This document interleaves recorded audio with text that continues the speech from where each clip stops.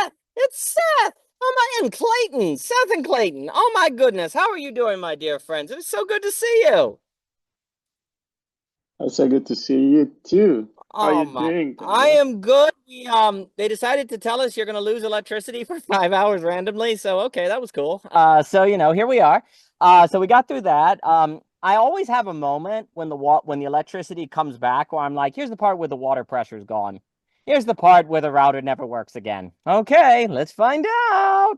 No, but luckily not. And then, funny enough, last week on Friday, a woodpecker blew up the transmitter on the post. Which you may not know this, but when a transmitter explodes, it is the loudest gunshot you have ever heard in your entire life. It's like a bomb going off. So we've had some adventurous times down on the farm, my dear friend. So we've been having a good old time.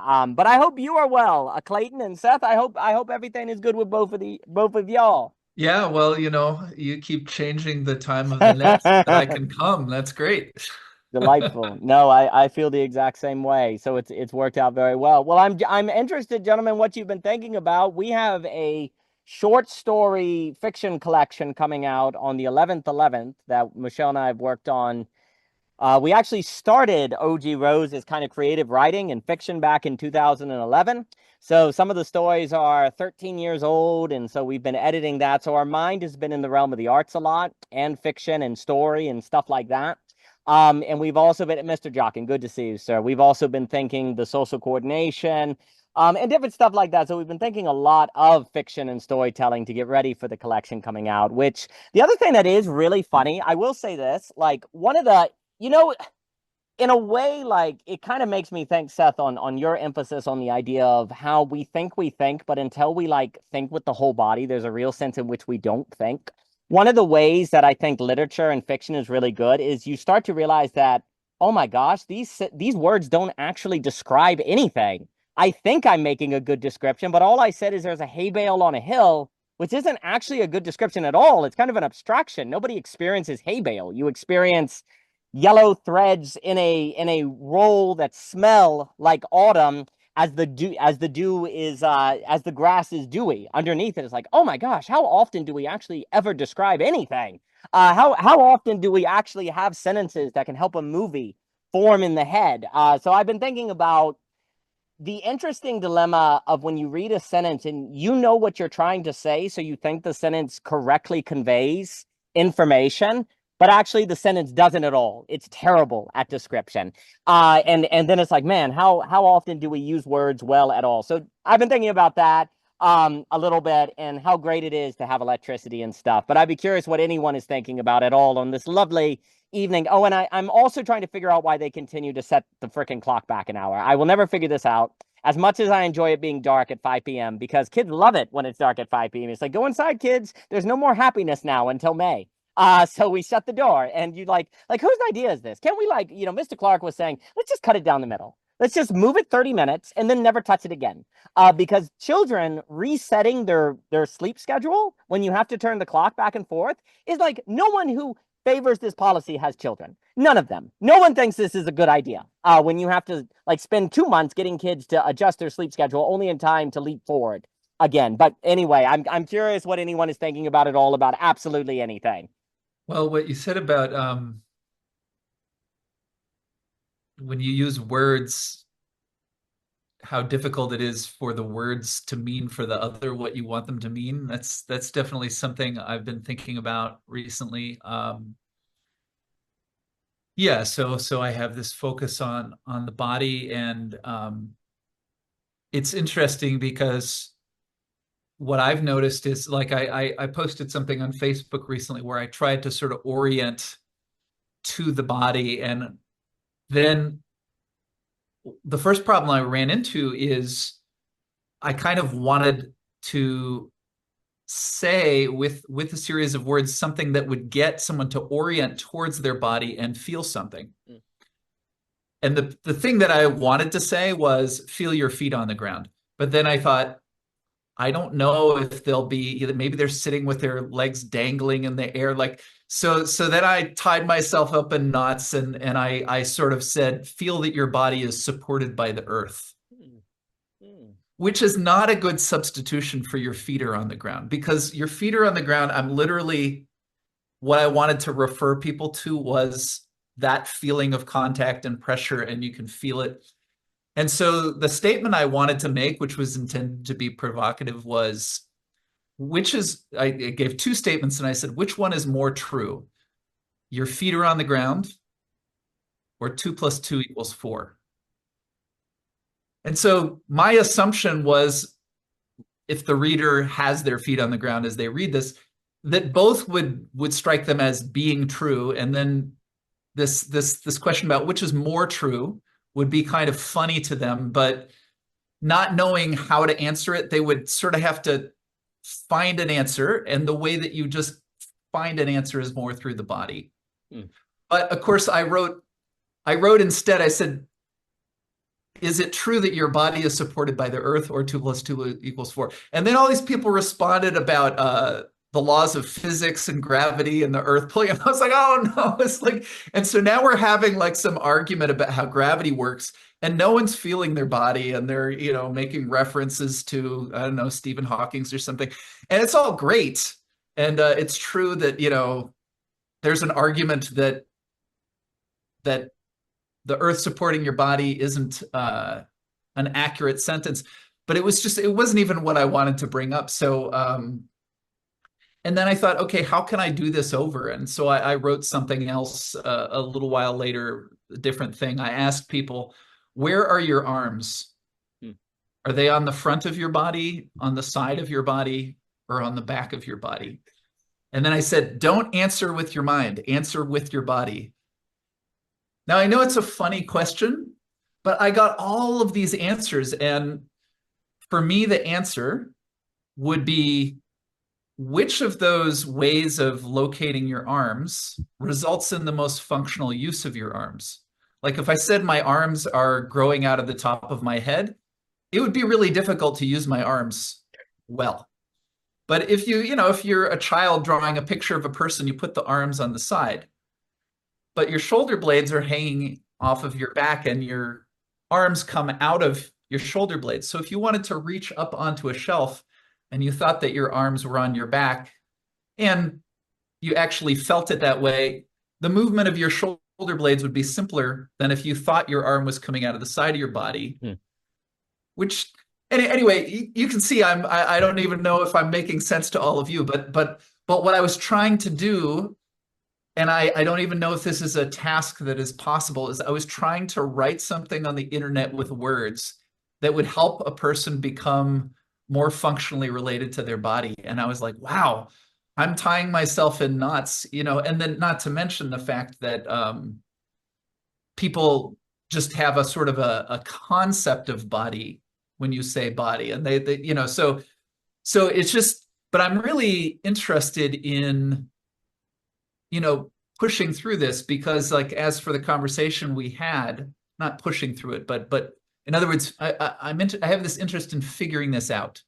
That is, how can I speak in such a way that the listener is oriented more to their body, and even oriented to their body as an instrument for meaning making, as opposed to, sure, 2 + 2 = 4. We learned it in school and we remember it and it's true. But like, even that statement, if we wanted to prove it, we would probably have to go into the body. So anyway, but I just have this kind of conviction that if people were, as they say, more in the body, if we had more trust for, in moments of ambiguity, that the body will resonate more clearly towards option A than option B, if in fact option A isn't even necessarily better, but is just, it's like I make a decision through the body. Because if you wanted to be rational and logical about any decision, it would just take forever to process all of that, right? So the body does something, and yeah, well, I'm struggling with the words now, but I hope this made sense. But in any case, it was this thing about, you could be writing and then you write a sentence and then you erase it and rewrite it 20 times because you're projecting the reader. It's a big conundrum. Well, I just want to add, because you said that I read the poem Held that was just put out, and it was magical. So this is just a little addendum on my other. Well, goodness, thank you, Yeah. and you might, and everyone. Christian, good to see you. I mentioned how Michelle and we have a short story collection coming out, and one of the on Under the Wing Fiction, and one of the things that fiction and creative writing can do is make you realize how rarely do you ever say or write a good sentence. Mostly what you're dealing with are abstractions. You say there's a hay bale on the hill and you think that's a good sentence. And like the great Robert Olson Butler smacks you in the face and says, no, that's entirely an abstraction. Nobody sees hay bale. You see white stalks of hay wrapped into a bale on a green hill that's still dewy, that smells like autumn. That's what you actually experience. And you say, oh, well, that's just decorative description. He's like, no, no, no. Many writers today, unfortunately, fail to realize that description is more real than minimalism. There's a ditch on either side of the road, because you can have a minimalism that there's a minimalism, you could say, of a Hemingway that can be incredibly effective in Our Time, The Sun Will Rise, etc., so forth. And then you can have a description that maybe goes more in a David Foster Wallace direction that someone like Wood said, the overabundance of detail breaks the trance of believability, so you lose the story. So there's a ditch on either side of the road. But then actual description is true to life. We do indeed experience the color blue and round. And if you talk about a cup in your story, thinking that, oh yeah, we don't need the detail, it's just getting to that's actually better to have less detail. Well, it might be more abstract, actually, and less true. And I think actually another reason I bring this up, and I think the example you gave there, Seth, on trying to use a language of the body, which makes me think of Clayton's language of experience, I think is a really big deal. And we've talked with Guy about. I think ChatGPT and language models are going to force human beings to really go into the depths of language and actually learn it in these ways. Like, we have not, I think, basically for most of history, actually struggled on average with language like, say, the great writers do, or someone who's trying to say, how do I, like Plato, describe the break of beauty coming through? How do I actually put into language experience? Because, when something like ChatGPT kind of makes you feel hopeless, you're like, oh my gosh, AI can do everything. Well, that can also be something that pushes you into trying to figure out how do you use languages that basically break the human mind as you're trying to figure out to do it, like the great fiction, or trying to put the body into terms of language. And that way, I think it can actually be a very opportune time, because I definitely think language structures the mind, and the more we as human beings are forced to take on language that is more difficult and seems even impossible, is precisely what can open new avenues of thought, and then ways in the world that otherwise we wouldn't have engaged in, because there wasn't, say, the pressure to go that direction. Or, well, like if AI is going to force us to think the body, because, that's what we have and AI doesn't, well, then we're going to just find ourselves trying to think the language of the body. We've been kind of corralled into considering an incredibly difficult task that could push human intellect and human thinking to a new horizon, precisely because language like that is so difficult. And I do think language can form the mind. I do think it can form subjectivity. So I think those kind of challenges are precisely, if I'm being optimistic about a ChatGPT and this kind of form of large language models and the kind of language that presents, that actually we will be increasingly pushed to try to take on these mass challenges. Because I guess this is what I'm saying. Like, we all know there are various challenges and paradoxes in mathematics, the Riemann hypothesis, I'm thinking all these different things. Does P equal to E or something, M, or all these kind of big mathematical things? Well, I actually think there are similar problems of language, like mathematical puzzles that have not been faced and taken on, that in so doing may actually open up our conditioning for, say, intrinsic motivation, beauty, or actually opening to the fullness of the body or experience. So I loved everything you said, but let me give it to Clayton and Michael here. Clayton, please. It's very interesting. Like, while Seth was sharing his thoughts there, it's like I couldn't describe it, so I drew it. I don't know if you can see that. So you have over here, like on the left, like just a blob of. Because when you ask me, like, where are my hands? Like, I don't think of myself as pieces of things coming together, right? Like, I think of myself really as a blob, because it's like there's this whole thing of me that is happening, right? And so when you start to name where are the eyes, where are the hands, it's like, oh, okay. Yeah, we can cut that shape out, but I kind of feel like it all makes something different. Like it just generates a different thing from what it appears to be. And yeah, so that took my mind to that. And because when we're describing, most of the time we're describing from our like the interior experience, from the perspective of the interior. But the experience of the exterior is different. It's like you could describe whatever it is as to the best of your ability of what's going on internally, but that has to be filtered through another's experience and their own uh, way of perceiving, which then reminds me of Vaveki's, whatever ways of knowing, right? And you have the propositional, which is doing the sort of like structuring, like on the way of exporting your experience to another, you have to first structure it into like some propositional way of like, here are some words, okay, we'll call them hands on the side because this feels like to me in my direction they're on the side. I don't know what side means for you, but here it is side. And then then you use that proposition, to sort of like lay out the map, in a procedural way. It was like, okay, this is sort of like how it all fits together, right? And then that should allow someone else to ingest it and then sort of like build up a new perspective based off this thing that they took from you. And then through that new perspective, then they can now participate with whatever it is that you're trying to bring forward.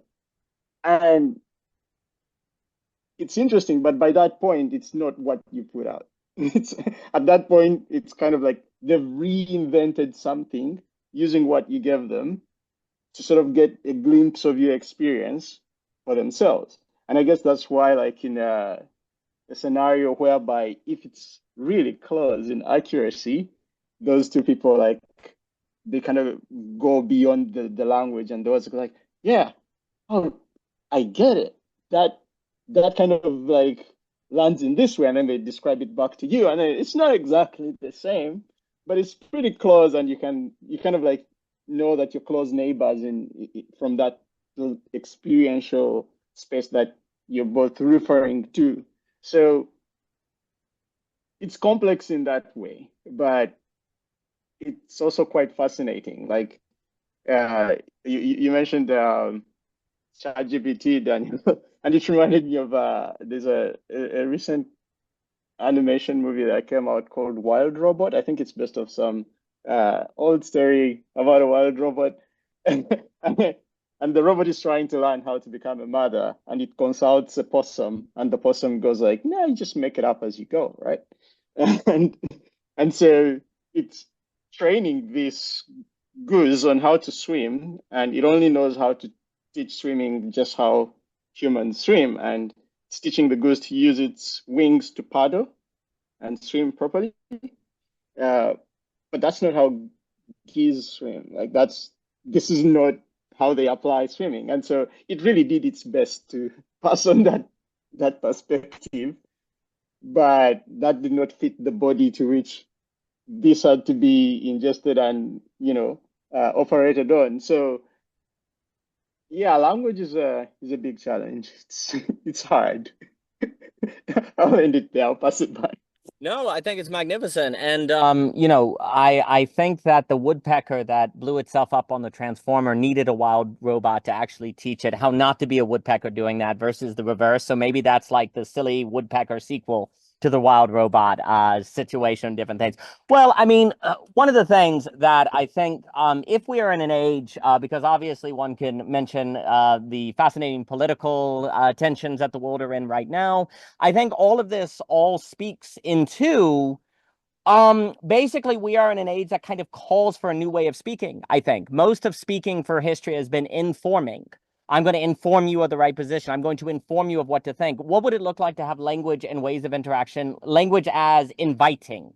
Like, how do I invite you into a world, invite you into an experience? Because the informing seems to just be leading just this kind of very direct sort of like, this is what you need to think, this is what's going on. You know, these are the bad guys, these are the this kind of like attack, this kind of hitting sort of language.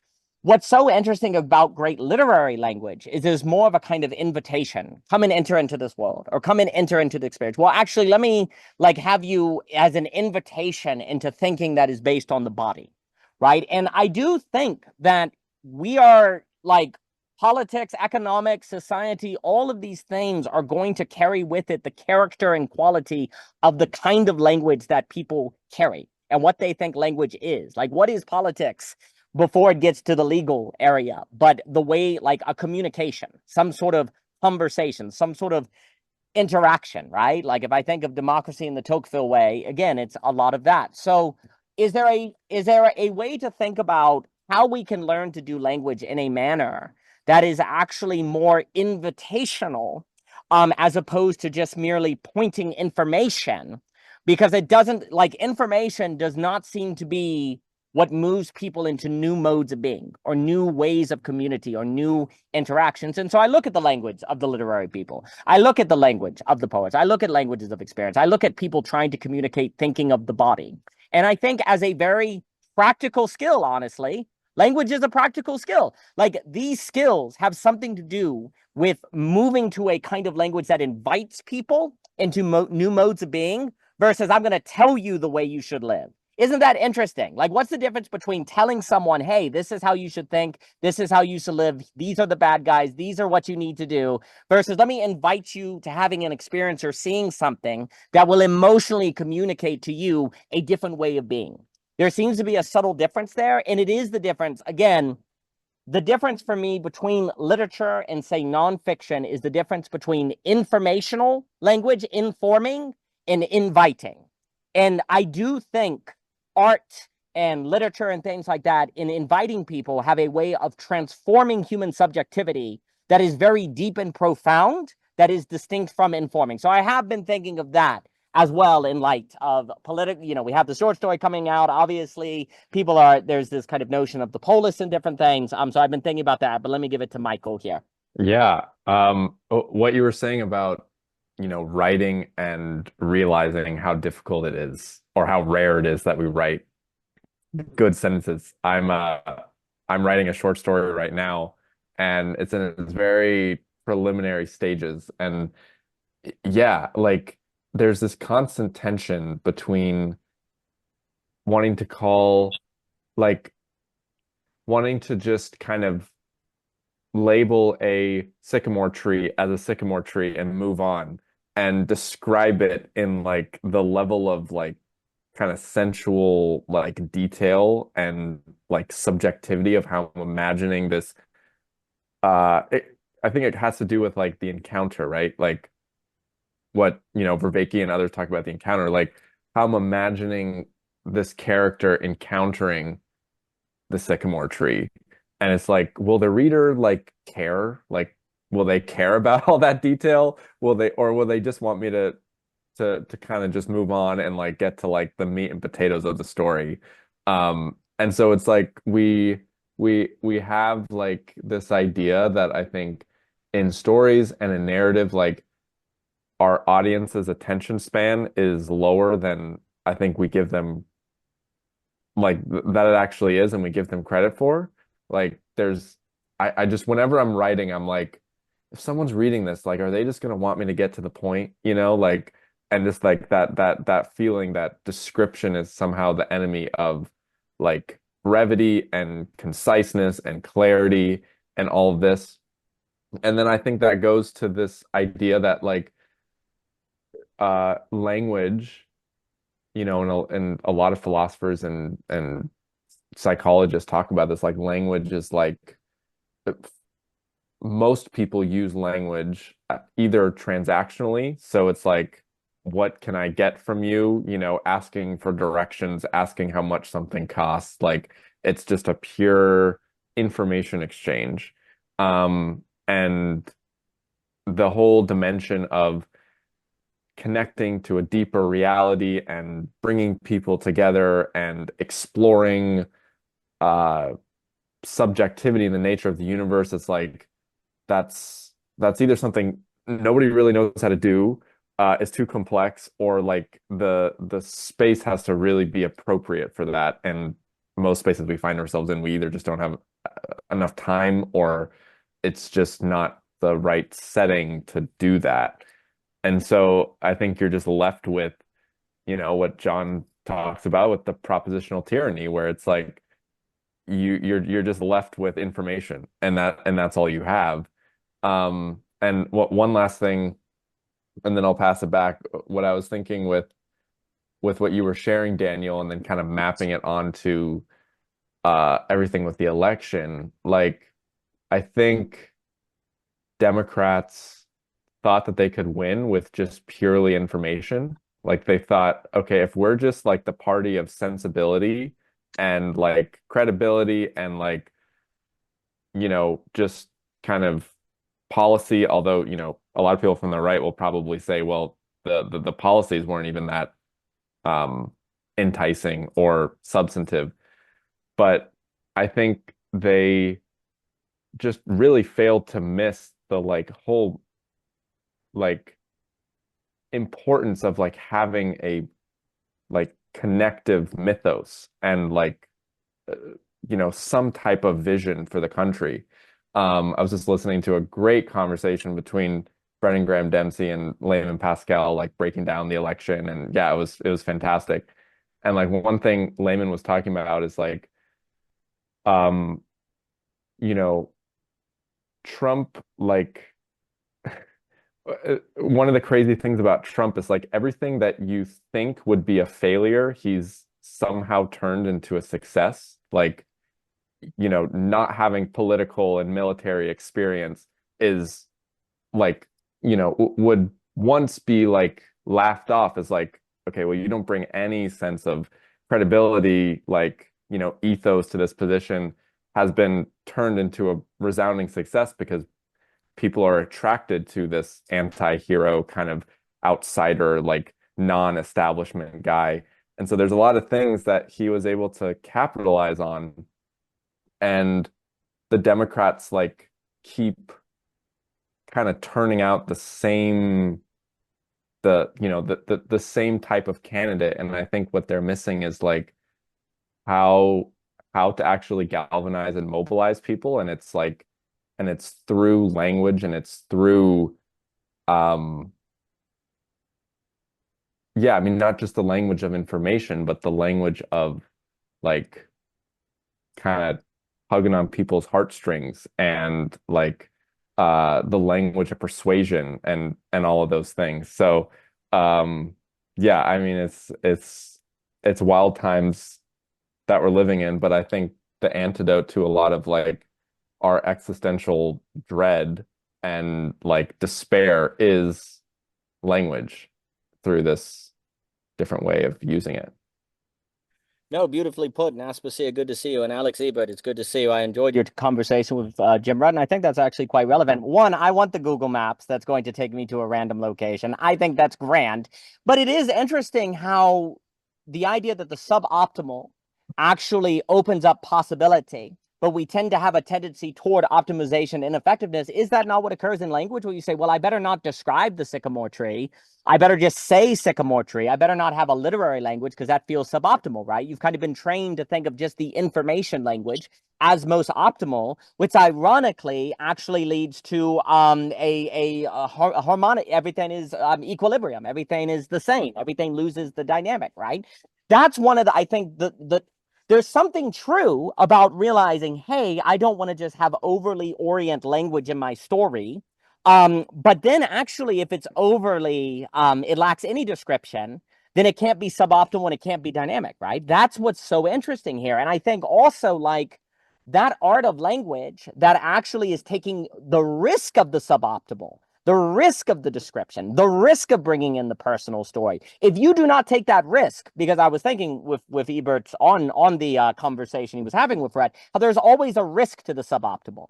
Like there's the risk of doing something ineffective and seeing stupid, but in that risk, it's the possibility of the dynamic and the effective, right? And there's something in those, because again, we're talking about literature with Under the Wing coming out. There's something in risking a description of Havana, Cuba, risking a ballerina dance that actually makes the possible of a dynamic versus saying the dancer danced or Esperanza was dancing. Well, okay, that's effective. That goes right to it, but it loses the possibility of invitation.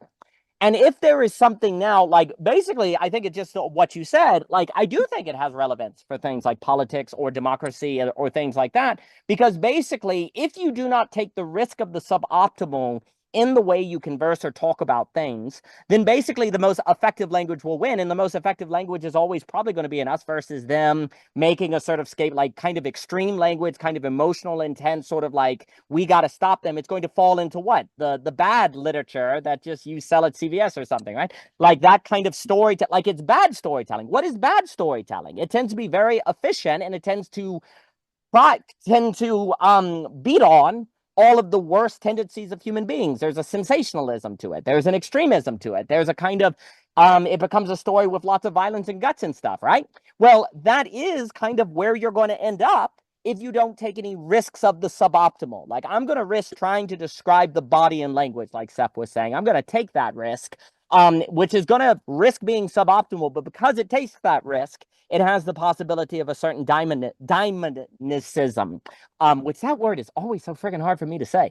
And look, if there's a lot of people looking around going, man, everything's screwed up. How can we do things different regardless of one's political belief? There are clearly many people that feel that way. I do think it's going to be going to the risk of description, the risks of language that is invitational versus informal, the risks of things that are suboptimal. And this is the realm of engaging in that political activity. Like we were talking with Ebert on the Overton window. Like this is the realm of actually engaging in the work of democracy, of conversing with people and thinking through things versus just voting. This is the realm of where ideas happen. But then the nature of that is going to be on the quality and character of the language that is used. And I think we are entering into a phase pushed by ChatGPT, pushed by an overload of information that is forcing us to consider modes of communication, modes of thinking, and modes of language that are problems of language, like the Riemann hypothesis and mathematics are different things that we haven't thought, like the problem of the truly literary sentence, the problem of bringing language to the body, the problem of authentic resonance or putting language to that, or those different choices. Those are the problems we have to face that are of the problem that we are being forced by the very forcing function of the state of things to consider, I think. And, that can be exciting. It's not fun to be forced into things, but there's also some possible excitement there. So those are some thoughts. Well, let me pass it to Christian here. Christian, it's good to see you. And you are so kind to come back at night after we lost electricity for 5 hours randomly, and then you came back. And it's so great to see you, sir. I hope you're doing well. Likewise, I'm going to turn my video off because No my issue. connection sucks. But it's not as late for me here in Arizona as it is for you, Daniel. So thank you for hosting so late into the evening. I appreciate it. And also thank you, Alex Ebert, for your article, which I read today about anti-woke. I enjoyed it quite a bit. I don't know if that came out today, but I read it today or saw it today. When I jumped in, Seth was talking about speaking in a way that helps other people feel more in their body. And the first thought that occurred to me was that speaking from your body is maybe a very important ingredient in having listeners feel more connected to their body, at least perhaps as important as the content of what you're saying, because the vibes and all of that.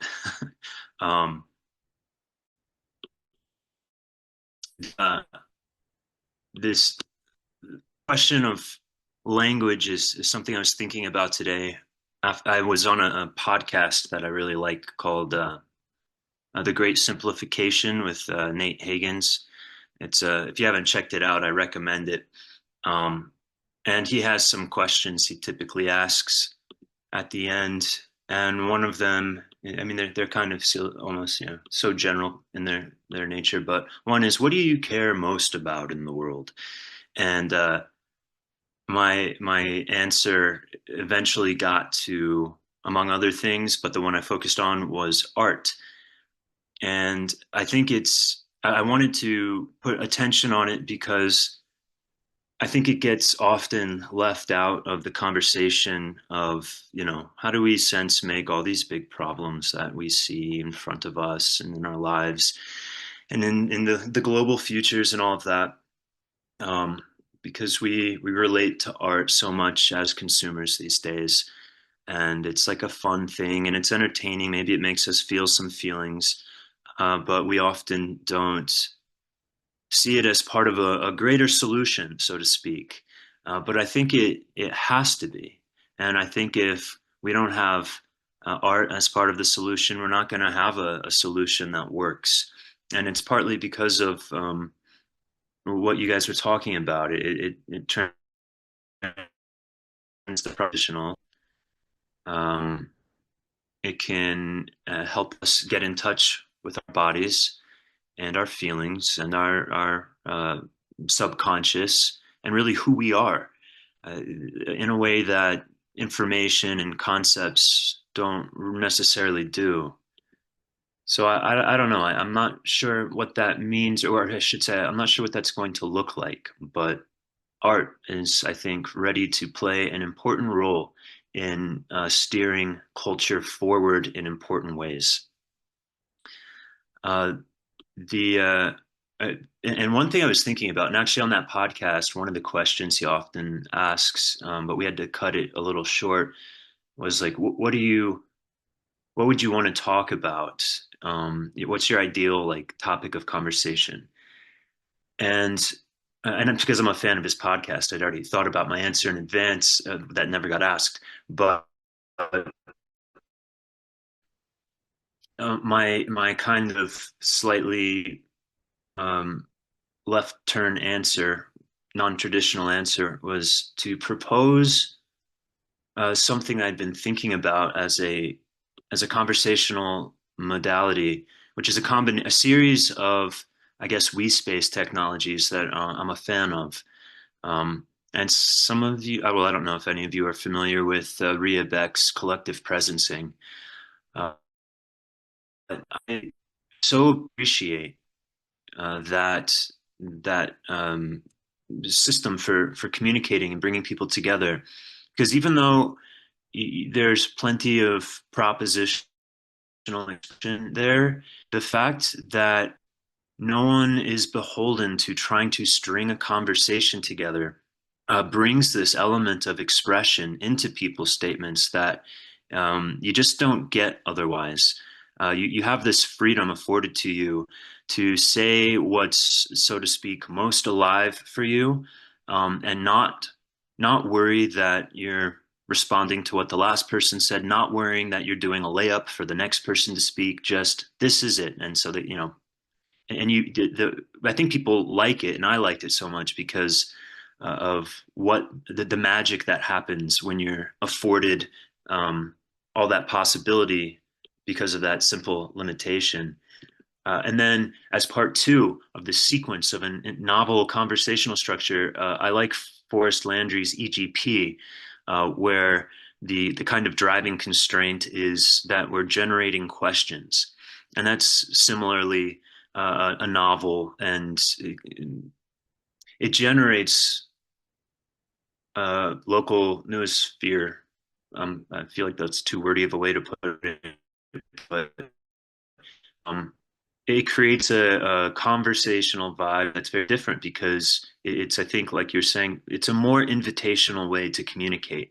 Inquiry, I think, is to some extent by its nature invitational. We are moving through a space, and what about if we go there, or what about that? We're more exploring the domain of the conversation rather than the content of the conversation.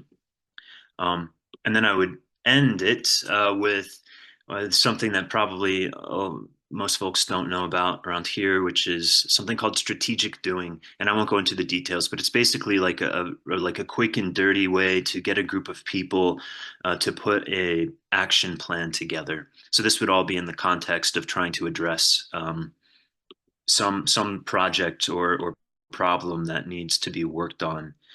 But I wanted, something came to mind about this like difference between being informative and maybe being more expressive or invitational. And there's a Substack writer, I mean, he's been a writer before Substack, but who I've been following lately, called Dall-E. And he's got this really interesting way of writing, which is very dry. It's like almost like a doctor taking notes or something. It's just the facts, ma'am. But it's very charming because there's in these subtle ways of describing things, he reveals a little bit of his cognition and his personality, but not in a way that's like, and the way I felt about that was blah, blah, blah, blah. No, here are the subtle ways that mind makes sense of the world, and the little kinds of attitudes that filter my experience. But it's so subtle and dry. It's like a minimalist piece of music. It's John Cage or something. So I like that. And so I don't know this from Daniel, this idea of a Google Maps that sends you to a random place. And that is a thing. I remember it from years ago. It's called Randonautica. And it's this app that takes your Google Maps location and then uses quantum numbers that supposedly connect with the collective consciousness. But anyways, it creates a random spot somewhere within a certain circumference mileage of where you're at. And people were really into this for a while, and would document their adventures with Randonautica. And the funny meme that came out of that was this phenomena of finding piss bottles. It was like, you can't do Randonautica without stumbling across a bottle filled with piss, which was really funny. And then I'll wrap up here with ChatGPT. I've started a newsletter earlier this year, and I've always written a lot, and then people have said they like writing. I'm pretty confident in my writing. But I started liking to punch up the introduction to my newsletters by putting it into ChatGPT and saying, write this again in the voice of Hunter S. Thompson. And it produces these wonderful results. And it's teaching me how to write because, it's not like it's this really complex trick that Hunter S. Thompson does, but I just never would have necessarily figured it out if I hadn't had ChatGPT doing it for me, even from reading his work. And it reminded me of when I started playing in pop bands, how just sitting there and being part of the songwriting process a couple times totally informed me about how to write songs in a way that listening to music my whole life, for whatever reason, didn't. So I think ChatGPT could play a really interesting role. I think one of the optimistic futures I see in it, if it doesn't, help destroy the world or something, is that it could help people who have important stories to tell and things to share, but aren't necessarily very skilled in writing, kind of get a leg up on developing that skill. And I don't think it's just purely a crutch per se. I think it could actually teach people, because they'll see the process by which their thoughts and experiences get translated into at least semi-effective writing, if not very effective writing. And I'm curious, Daniel, if you have a moment to respond to this. You said something in one of your previous comments about language and how there's like these language puzzles that we need to be solving, or that ChatGPT might be forcing us to solve. And I wasn't sure what you meant. I don't know if you could maybe give an example. No, all of that was magnificent, Christian. And no, I think all of that, so for example, one of the great puzzles is how to accurately truly describe a scene, say in literature, thinking of the work of Robert Olson Butler, to really actually truly describe a ballerina dance in a manner that the reader is drawn into it and it's not an abstraction. That is an incredibly difficult undertaking. And the problem is, first of all, how rarely we actually use language that isn't just full to the brim with abstractions, right? Like that's one of the problems like that we don't realize, that we're often just kind of overlooking, that if you really, really get smacked in the face by Robert Olson Butler and from where dreams come, suddenly language gains this entire problem of, oh my gosh, I've been using language my entire life and never really using it in a manner that gets at experience, at the human condition. My gosh. Or what like Seth was talking about on how using language to draw you into your body, to use your whole body to think, well, how in the world do you use language to do that? That's really freaking difficult, right?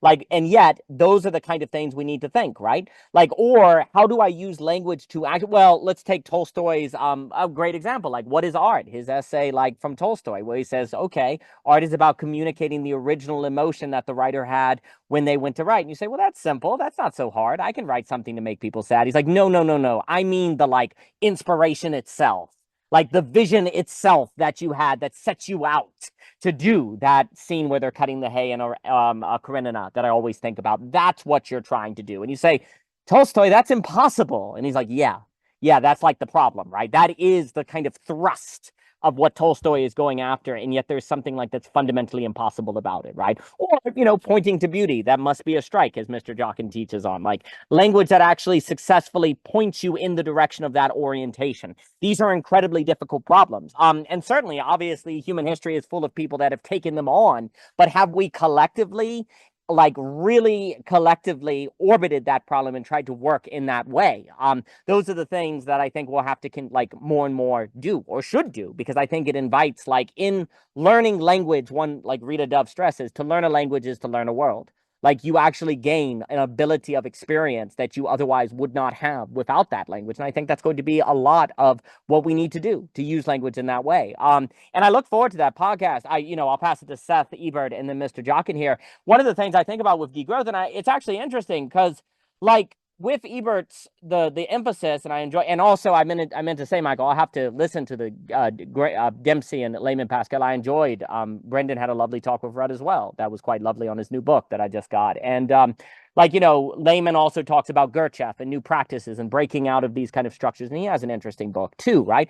Well, if by degrowth, which you hear many economists make, like what if like by degrowth we're make suboptimal to make dynamic, right?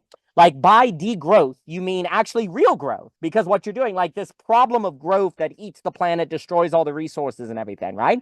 Like when you say that, a lot of people might go, oh, well, that's convenient for someone who has benefited from growth to say, degrowth everyone else as you benefit from growth, right? That can be problematic. But what if instead we say, well, actually, what if we were to really see the mysteries of suboptimal strategies that lead to something dynamic, right? Like there's something suboptimal about like, making your own chair, learning the skill to wood carve when you could just go to Walmart and get a chair, right? And yet in doing that, there's some sort of growth of subjectivity that is not possible outside that skill, right? And I've just been thinking about ways of how like great simplification, like Nate talks about, or degrowth, or these kind of economic emphases, when we think about actually doing things that we often think of suboptimal, that actually like literary language, adjectives, adverbs, you've often been taught, get to the point, invitational language versus informational language. Those are precisely the kind of things that you look at that in a way are going to lessen forms of growth that perhaps are not sustainable, but actually lead to, dare I say, subjective growth precisely in, well, we talk it like the things of the surprise, the encounter, the strike of beauty, the taking on enablement versus disablement, learning authentic resonance, learning the absolute choice, learning how to engage in conversation, meta skills, all of these things in a way are degrowth because you're not emphasizing productivity. But ironically, in that actually make subjective personal growth all the greater. And I think I'm thinking about that more and more. Because I did like these technologies exploring at the end with Rudd on ways of being suboptimal. And I think that trick, that secret, and I'll give it to Seth here, of going like trying to do things that are not optimal, that seem like a waste of time. I don't think you can be fully human unless this is from Ivan Illich. I don't think you can be fully human unless you risk doing something that everyone thinks is going to be silly. Like, there's no way to be fully human unless you're willing to do something that everyone's going to be like, you're silly to do that. I think that's it. But that is precisely where dynamicism comes from. And that willingness for silliness is degrowth, actually, in this like positive way. This way that actually is opening up the dynamic because you're focused on the man on the side of the road, the surprise, the encounter, the error that is an opportunity of grace, to go to Mr. Jockin's example that we've talked about before. So I loved everything you said. Let me pass it to Seth, and then Mr. Eber, and then Mr. Jockin. Seth, please. I put my hand up again when Christian said there's something about speaking from the body if you want to speak to the body of the other. And of course, when I was talking before, I was talking about writing. And I think with some of the examples you're giving, a gifted writer can actually write from the body, but it's asynchronous, right? All I can do is compose words on a page, maybe pause to feel them in my body and imagine how they feel in your body. But I could do that with care in such a way that might be different than just being purely, informational or something like that. But yeah, and just what I was saying before, listening to some of the other shares here, just kind of helped me clarify. I mean, I have this sort of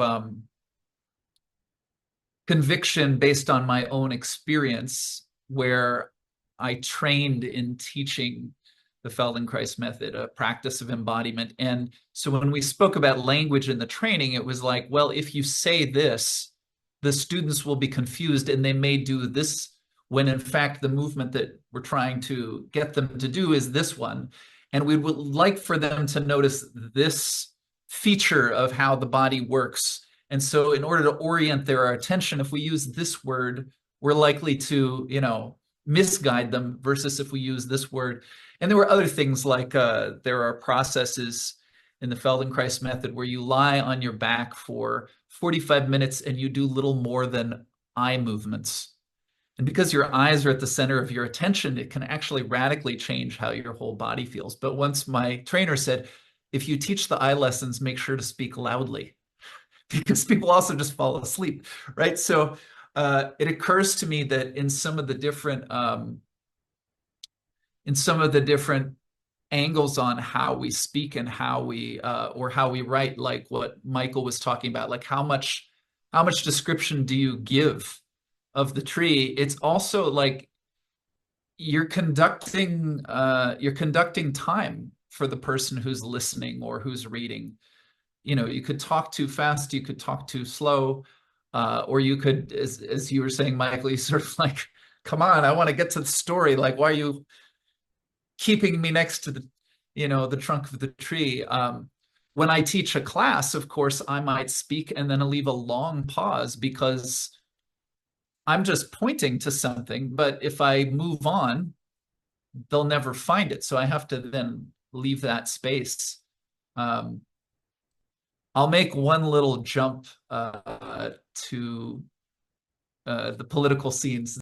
Yeah, so I was convinced that Trump won the election when I watched him on Joe Rogan. And my body told me. And it wasn't what he was saying. It was just that, and Elon Musk, I think, sort of did this interview I heard with Tucker Carlson after the results were in. And he essentially said, yeah, well, Trump went on Joe Rogan and he's just a guy. And he seems like a normal guy for 3 hours. And, Kamala Harris couldn't do that. And I think, whatever else you think, this is totally true. I've also been seeing in some of the sort of, aftermath and analysis of the election, like how many Americans are capable of reading like a New York Times editorial piece versus like, what is daily life like for the people that you want to connect with? And you can be brilliant, but your brilliance will be a handicap at a certain point if that's the only thing you can wield. So whatever else one might say, I think what Trump does is it's kind of striking to hear myself say this, but in a way he is more embodied. And I think part of what draws people to him is that his embodiment has confidence in it. His embodiment, we were talking about this on another call earlier today, that some commentator had said he's disinhibited. But how many of us are inhibited? How many of us are looking for just the right words? And, and then when you hear someone overly crafting what they're saying. Now I get self-conscious. Maybe I'm doing it now, right? How does that begin to, like, does the distrust come into the listener? I think that happens before I might still tell myself that I believe what you're saying, but my body stopped believing at a certain moment because I felt like you weren't being direct. So anyways, this is a different question for speaking in real time as we're doing here, or even again, if we were actually physically together versus writing. But it seems that language it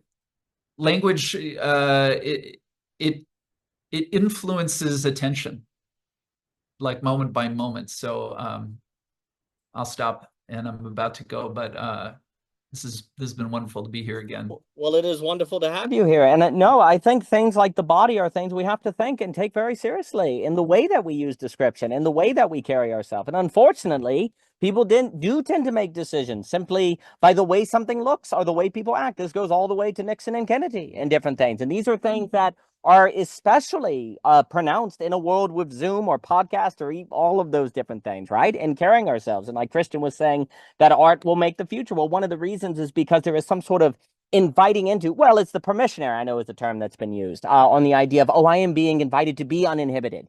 Like, I'm too scared, like, oh, there's someone who's going to do that. And you would never want to be caught dead doing it, but there's a certain invitation into that. And these are all the things that have to be thought. These are all the things that have to be taken very, very seriously. And I think thinking the body is getting at a lot there. Yeah, at the net, we just like to blend things together and see what happens. So there is no worry at all. That's why we enjoy just whatever people say and different things. But, you know, the other thing, too, that, like, again, I think we have to realize with language is what's so interesting on this kind of like, oh, why are we stopping at the tree? Why don't we move into the story? Isn't that kind of wasting time? Well, if you don't stop at the tree, then the story you move into, you don't care about. There's a way in which it's not dynamic. It's just a story, right? You haven't really made any roots, right? But if you have too much description, then it feels like the writer doesn't have a story and you're kind of bored, right? I think so much of it, you know, George Box had that lovely idea that I think we really have to take very seriously that's constantly in play. He says, all models are wrong, but some are useful. Oh, so there's some sort of trade-off between accuracy and use that is always at play. And I think this is always happening in language. We're always making trade-offs. Like if you have a perfectly accurate a perfectly accurate map, to use that Borges story, crushes the kingdom. It's 1-to-1. It crushes everything, right? And it's unusable because it's a perfectly detailed map, right? It's perfectly accurate. Well, then it's useless. But then a map that's not accurate enough is useless because it's not accurate enough, right? So we're actually, when we're constantly using language, we're actually always making trade-offs between accuracy and use, communication and perfect description. We're always doing that. There is no perfect language. All models are wrong, but some are useful. And what we're trying to do is find out that trade-off ratio, right? And actually, if you're aware of that's what you're doing, which I actually associate with the universal science of Leibniz, but I have to make that argument. And I think we're in the age of basically where the internet is a constant testing machine of, to the degree a given notion is best at striking that balance between underfitting and overfitting, accuracy and use, and it's constantly experimenting to try to reformat the notion to more better accurate that, which is a science of quality that Leibniz said, which is a science of that trade-off that he always said was necessary to have a universal discipline, and I think that's possible with the technology now. But anyway, we are always dealing with these trade-offs between accuracy and use. That's always what language is doing, and the more and more we're aware of that, the more and more we might actually get good at that and try to actually think that and try to create places that are moving in. But then, of course, there's something about accepting the suboptimal nature of language in that it is always, in a sense, suboptimal because it is always a trade-off between accuracy and use. There is always something, but that's where its power comes from. It's precisely in that limitation and impossibility of being ultimately optimal, is perfectly accurate and perfectly useful. That is why it can work. That's the funny thing. The reason models exist and models have a world is because they are wrong. If they were not wrong, they would be the thing and not something that could help us understand the thing. So it is precisely the failures of abstraction that make them have a role in our lives. And how do we embrace that? How do we get better at seeing that? I mean, we lose sight of that. That was Korbosky's whole thing. He's like, we lose sight of the fact that the word water isn't the thing water. You say, that's absurd. He's like, no, we literally actually forget that. And as a result, our relation to language is one where it captures us and makes us kind of psychotic. Now, one has to go through the entire science of sanity thing, but he's like, yeah, we've actually forgotten that words aren't things. We treat them as too effectively, and as a result, we're basically just walking large language models or something like that, right? So there's this embracing of that suboptimal that I think actually is what brings out the business that we are in, which is a Leibnizian universal science for me and Morley talks about this, of trade-offs between accuracy and use. But those are things that come to mind. Let me give it to Mr. Ebert and Mr. Jock. Mr. Ebert, it is good to see you, sir. And again, I enjoyed your conversation with Mr. Rudd. I thought that was delightful. Thank you. It's been nice being here and listening. I am in the middle of working, but I don't know how long I can stay. But I did want to say a couple of things. It's interesting that the things that trigger prediction errors, we tend to find more truthful. So error seems to be equivalent to truth. The point is made by Donald Hoffman and so on that the very function of the brain which converges thinking upon thoughtlessness, that is to say, the very function of the brain which attempts to economize thought such that it arrives at an optimal state of thoughtlessness, or at least of automaticity, in which we're not considering, wait, what is this again? We just automatically interact with it. I know I feel like I have to constantly re-explain this idea, but maybe I don't. Maybe it's already grok. But anyway, so ironically, when we encounter prediction errors, we take that either to be awful or awesome, but either way, we get startled into a sensation of truthfulness, that there's something else, that everything that we've been thinking is a lie, and that this other thing, which is rupturing the veneer of vision, is somehow more real or presenting a new angle. And indeed, it kind of is, right? So you have your map, and then the territory shows something else, and you're like, oh, the map's wrong. That's right, map's wrong. That's more real. Now, when we think about Donald Trump performing fellatio on a microphone, which he just recently did, or sitting there for about 45 minutes listening to songs on stage instead of giving a speech, or doing a 3-hour podcast, also suboptimal. If you have a message for the people, how do you deliver it? Well, the most optimal way. You don't sit there and describe the tree. You say, that's the tree. Moving on. We're doing this. That's the thing. Remember, right? These people don't have a big attention span. You want to get the policy ideas down their throats as simply as possible, make it efficient, but it doesn't feel truthful because you're not triggering prediction errors. So you're giving them the policies, and you're giving them the policies as efficiently as possible, but it doesn't feel like it's coming from a place of truth because it's not triggering an error. Bernie Sanders doesn't look right. Therefore, he's truthful. Bernie Sanders talks weird. Therefore, he's truthful. He doesn't conform. He's got a roughly suit. I can trust him. Donald Trump says it like it is, curses, says he's going to grab women's pussies. I can trust him. Right? So there is a bizarre correlation between error and truth, where they're basically equivalent. Now, imagine taking that into the Democratic, the DNC, being like, look, you guys, everything's good, but we got to create some prediction errors. Someone's got to act fucked up. Somebody's got to do it. And the reason why people think, well, the Democratic Party is now the party of the elite and the man, is simply because there's no one except for Bernie that's triggering prediction errors. There's no one kooky. There's no one doing the wrong thing, saying the wrong thing. Everyone's saying the right thing. And that's what people sense to be untruthful. Now, is it untruthful in a general objective sense? Not necessarily. Is it subjectively, phenomenologically untruthful? Yeah. Why? Because it's optimized. It's too optimized. It's slick, if you will. So creating those jagged salience moments to pop you out of this sort of slick patness of the optimized brain function. You have to jar people. You have to do something jarring, present yourself in a way that's jarring. Now, that 3-hour interview or going on Theo, like all of these long form podcasts, like the normal thought is, well, he's sitting there rambling. This is highly inefficient use of his time, my time for listening, everyone's time. But what's the result? I trust him. He's a normal guy. I see. And trust seems to be the outcome of that. Almost no MAGA person can really tell you what the policies were. They're coming out now because they're all like, yeah, you know what? It was 2020, Project 2025 the whole time.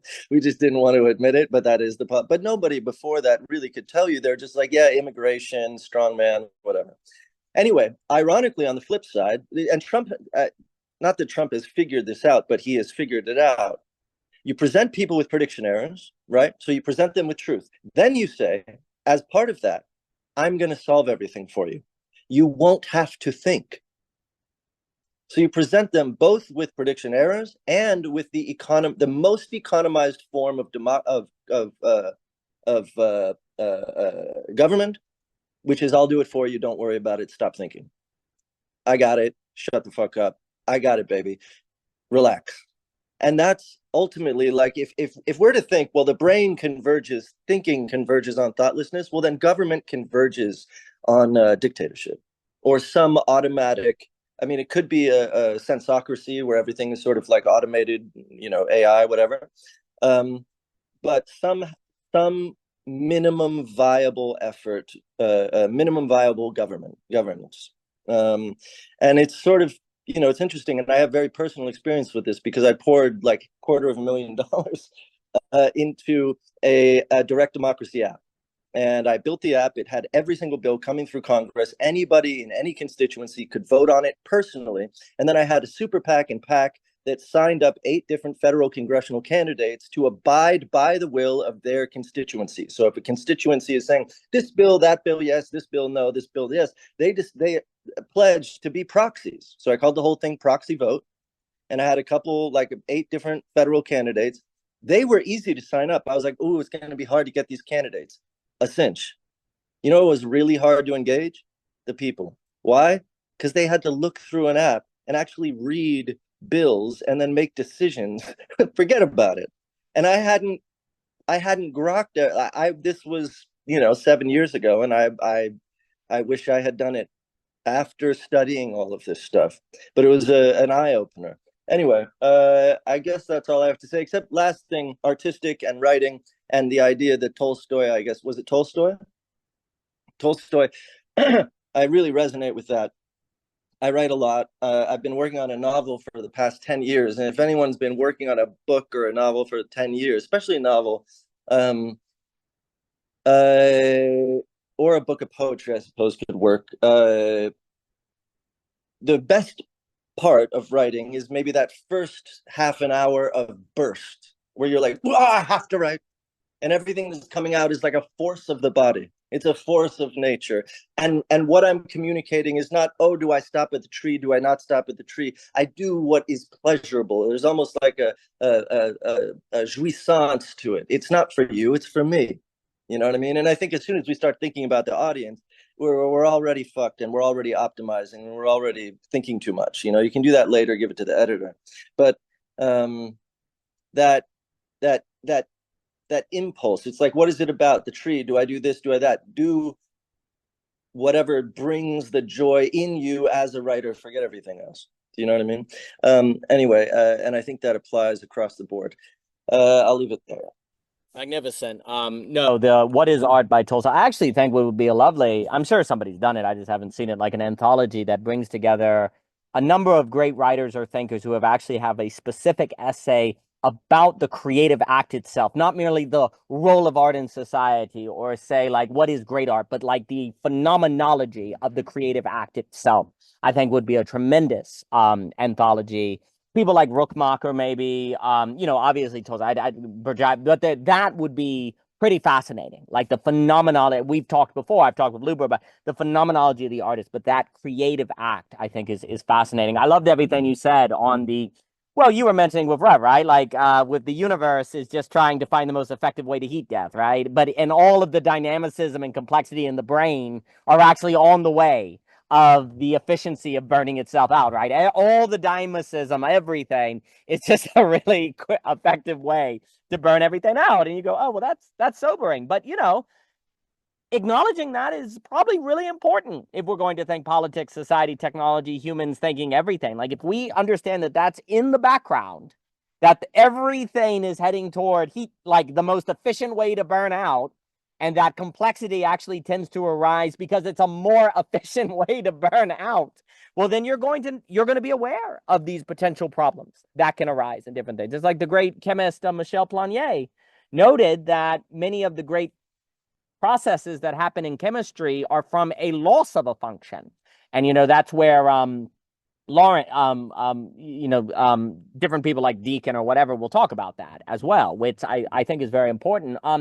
I think also what that means, what's so interesting about that is, like you're saying with Trump, on this notion of, oh, error means I can trust. Like it's almost like the effectiveness of the system in the media to create something squeaky clean, something perfect, could not help but in that very rationality create a system where you would associate error with truth and genuineness, right? Like in the very effort to actually make all the information there, make everyone the perfect politician, make everything trustworthy, it accidentally cannot help but make a little loophole in all of that, which is someone who just does the crazy stuff, right? Like the suboptimal, right? And that seems to be our condition, is like our very efforts of being rational or making things smooth or making things better cannot help but at the same time generate a suboptimal possibility in that actually then makes a loophole that someone comes around like, did Trump sit back and say, ha ha ha, I know if I do the suboptimal thing, it's the game theory. No, he just kind of intuits it and stumbles into it and then it works and cool. But that's a possibility in creating the smooth system, right? And I think what you're saying on the association of error with genuineness, that is an epistemological problem that cannot be overstated. Because it is in the realm of this problem, once again, I'm associating with Leibniz, of something that is perfectly accurate is something we cannot comprehend. So we look for error subconsciously to associate with what it must have to be useful, but then we confuse the error as the use, as opposed to the tragedy of what a thought must be. There's a subtle difference here that I'm thinking about live. Like, what is the difference between the Jockin example, and then I'll give it to Jock and Christian, then Aspasia, where you walk into a bar and the sound equipment doesn't work, and there's an error that you rise to the occasion of your skills to actually then speak over, and it becomes virtuous, versus somehow instrumentalizing error. There's some difference there. I have to think about this, but there's a difference between the instrumentalization of error in the suboptimal to find a loophole that you can exploit, versus the encounter and the surprise of the suboptimal and error that you arise to with capacity and virtue. Same thing, but one is a kind of exploiting. The other is actually using it for the extension of humanity, right? Because that's the funny thing. Like, well, you were talking with Rudd, it's like, it's a qualitative, like Rudd was saying, well, it's going to be a long time from now, and there's still qualitative differences, right? And we talked about it too. If the monk and drunk have an equal sign, the difference is the quality, right? Where there's the unreasonable power comes out in the qualitative difference, right? And that seems to be, what is the qualitative difference between someone like a Trump who instrumentalizes the epistemological irony of error being genuine, which maybe there's a Latin phrase we could use for that or something, because you got to use a Latin phrase to get the philosophy, phrase. And the person who uses the error for virtue, there's a kind of equal sign in the role of error and the truth of it, but there's a qualitative difference there. I think it's a fascinating point that you're bringing up. That's making me think about all of that. But let me give it to Jock and Christian, then Aspasia. Mr. Jock, it is good to see you, sir. I hope you are well. You all. I'm glad Howard came back. I'm sorry for that. I scrambled. I was scrambling to get into the meeting and then got the notice. Like, okay, it's fine. I'll join later. I'm glad it worked out. Two major parts. Obviously, I feel like my job here, because I'm going to writers, right? I didn't come from the visual arts predominantly. I feel like my job is to come in and go, guys, you're aware your names and words are images. Because from Plato, that's aside from him. The reason why is because, and Aristotle has a similar comment, Plato in Critias doesn't really give us an answer of what, like, names have a very particular phenomenon of otherness, radical otherness, that drawings of things do not have. They have attribution analogies to their sources. But Aristotle's answer to that is to say they have a common affection on the soul. What's meant by that is they cause the phantasms. So basically, you're creating simulations in your head. So the name produces simulations of the same thing, or is like the same thing of the entity in question. And this is partly why descriptive language is so powerful. It helps build on that phantasm better, more effectively. Michael, good to see you. I think that another part of that is actually really important. Is, the kind of triune argument of thought, of cognition, in Aristotelian and scholastic thought, is apprehension, judgment, and ratioification. But it's very important that it doesn't stop at ratioification. Ratioification is supposed to get you to apprehension. That's always a very important part. What I mean by that is, for example, a syllogism operates that way. What's supposed to happen is supposed to be a new insight drawn out at the end of it that you didn't have before. Otherwise, it'd be just tautologies and nothing useful is getting told from you from doing the syllogism. This is what's meant by a ratification, giving you an apprehension. But on a more general point, besides a kind of formal structure like that, words can be very powerful at the right moment. Very striking words. So obviously, something that's a revelation, some statements and actions, words can have revelational power. They can reveal something, kind of have a shock and awe kind of quality to it. So names can have that, and kind of but the larger point I think is true. What one's saying is we live in an ocean of abstractions. We're actually we're not aware most of the time. I think it's kind of I feel like my journey, like when I teach my students, it's the time and time again is just the common thread is that we're just not aware. We are just not conscious. We are operating on autopilot. And by the way, that's not bad. Like, I got news to you. That's not bad. But I just want to be, but we're not even aware that we're doing that. So part of the training in the arts, and all of them, I think in all of them, is to make you aware of things you take for granted. The kind of washing away. Language is most notorious for that. Most likely because, exactly, we're just so inundated by it. We swim in an ocean. It's literally the what is water kind of proposition. And I bring that up from oh God, I forgot his name. But that author, anyways, my mind's blanking. Yes, Wallace, thank you. Brain just blew up. Anyways, so that leads to the other point is that, this whole movement of optimization, that's based on the idea that, quoting Aristotle, that's a mode of deliberation, meaning we've already concluded the ends. We're just asking the question how to get there. But that's kind of the key, right? And that's kind of what is Water by Wallace is trying to draw to us. And the right kind of philosophy is supposed to try to do for us. It's through presenting to us, maybe the thing you took for granted is not the end all be all. Maybe there's some other possibility. And we talked about this in prior nets. Ultimately, the great job of philosophers is to present images. That's isn't ironic. Like, we're using language to make images, meaning show us other possibilities. And by the way, all the great philosophers have done it. The Panopticon, for example, for surveillance, that's basically a very powerful image. The Plato's cave, the falling man from Avicenna, for example.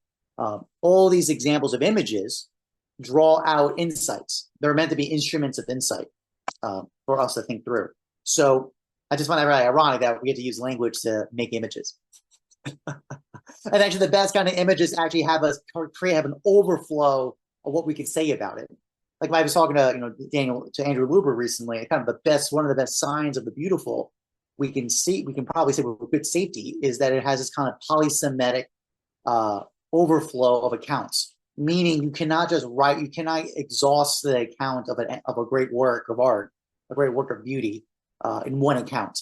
That's the whole point. That's why it's powerful. Like, and the things that are beautiful can be very particular, can be very interesting, can be works.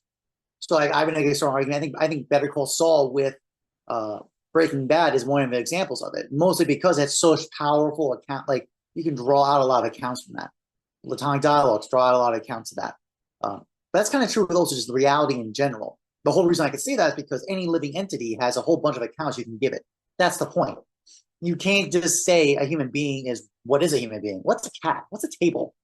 You can go to 5 different disciplines and get 5 different answers to answer that question, right? This is an example. This is what I meant by what beauty is. It has this power over full of accounts. You cannot exhaust it by just giving one account and calling it a day. I think there's other note with names and language itself is there's a whole concept too is I've been reading a lot about this is prosody. So the idea of communicate, even in language itself, right from the get-go, that was not written down, but just spoken language.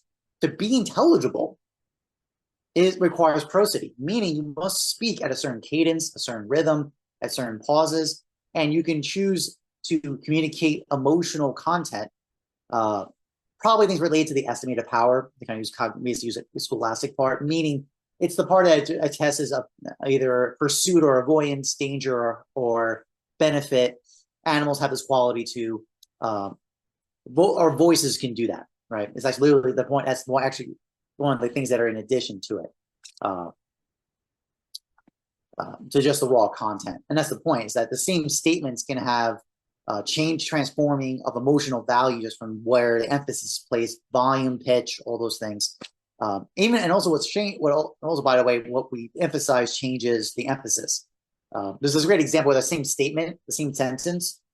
It's the same exact sentence. And then you just change the emphasis of which word you're emphasizing. It transforms the meaning. Same content, just complete meaning transformation just by emphasis.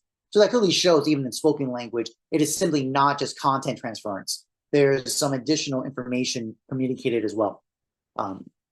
It's generally a problem in the design field. Basically, at home base, I'm actually writing about it right now, is that we actually have contradictory thoughts. We just cannot get around this idea of function and emotion having a correspondence with each other. We just cannot get our brain around it. We have this completely didactic split between the two. We think emotion and function are totally different operations. They have no overlap. But things like prosody clearly shows that that's not true. They definitely do have overlap, at least in some way. I think my other note is, by the way, it's and by the way, too, we absolutely judge the reality and truth of people's statements by this property. That's what I'm going to say. Because I've said this before, probably the most dangerous thing about a post-truth reality is that congruence becomes truth. Meaning, if you buy into the story you just said about yourself and what you're saying, and you're honestly true about you really fully commit in full schizophrenic absolute conviction, a very high percentage of people are going to absolutely believe you just because you say it. Because they're trying to pick up for discongruence. We do that all the time. Actually, we do very simple things. Like, for example, if someone's talking to you and someone quickly looks past you or turns their head, you have an instinct. You're going to do it. You're not going to sit there and question, I don't know, man. You're going to do it.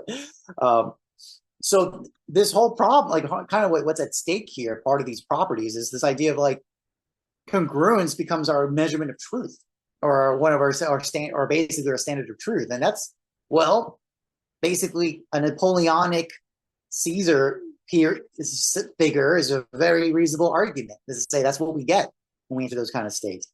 Trump is a whole different dynamic. And this, Dan, on your question, Trump is it's a weird, it's a codependent dynamic of he's not like everybody else.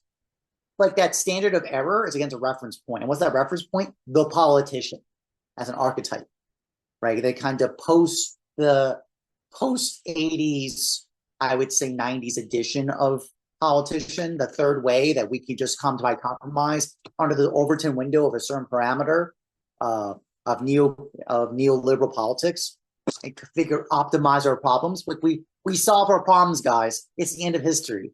We just have to follow the program and just do slight little adjustments to fulfill the program a little bit better. Trump is just completely antithetical to that image. So people go, that's cool. But if you actually ask people, what is he actually going to do to change things? My personal opinion, inflation is a huge problem. I actually asked my colleagues individuals who voted for Trump. I did seriously ask them, what is Trump going to do about inflation? Seriously, what is he going to do? Tariffs. Okay, bro. That's, also I'm going to remind you, I had to remind them, guys, the first stimulus checks came under Trump's administration. I'm just saying, just casual, not a big deal. Anyways, I'm going way over time. I really appreciate everyone's humoring me for this. Because I do think this, like, and actually what's really dangerous about Trump, about that congruence factor, I was want to close this last note, I'm going to quote this from Nassim Taleb. It's this kind of sense of like, we don't have to think. It's that same danger. He just smooths out things. He's a business, it's all these archetypes, businessman, not politician. Don't think. Make America great. Just the images. This is the danger of images. That's all the danger of it. They just turn your brain off. Just turn it off. Don't even think it through. You know, get smoothed it out. No errors, no discurrences. He's not like this, so we just smooth it out. That's kind of the part. I think, Daniel, to kind of flesh out your kind of, I'm talking out loud, I'm fleshing out your idea, thinking through the distinction. Notice like that kind of reversal, that kind of codependent reversal creates a kind of smoothing out versus the kind of surprise that requires very abrupt action. Like I had to respond. There was a demand of response, an attention. And I go, well, here I am. I got to do this. Versus don't think about it. Trump's going to take care of everything. Trump's going to solve your problems away. You're going to be able to buy a house now. I don't know. So I just think that just kind of chewing through this, there's just like this weird kind of closing out.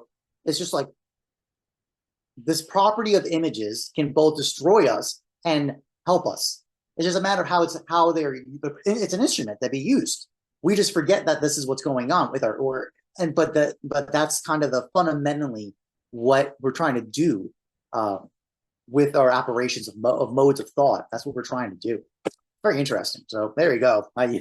No, perfect. Well, you know, there's a few things. So first, and then I'll give it to Christian, then ask Basia, Mr. Ebert, if you'd like to speak again, please. You know, the way I always love what Korbosky says is he basically like isness is a mental virus. Like the idea of things of the equal sign. And it makes me think of Ebert's paper in The Enter the Alien on mathematics moving toward equivalence. Like Korbosky is basically like, there is no such thing as an equal sign. There is only a multitude of accounts, basically. And he's, I think, very ahead of his time because he's basically saying the denial of the fact that human experience is very account-based is going to lead to mental health problems. It's going to lead to the problem is you have the wrong symbolic to understand reality. And when you have only one symbolic by which to understand reality and it doesn't understand reality and you keep hitting them together, you eventually goes crazy. So it's like the isness. The is a kind of mental virus. And he's like, and it's polluted all of our thinking everywhere. And look, is it not the case, like you're saying about like, it's actually the best philosophy entails the metaphor and language and image.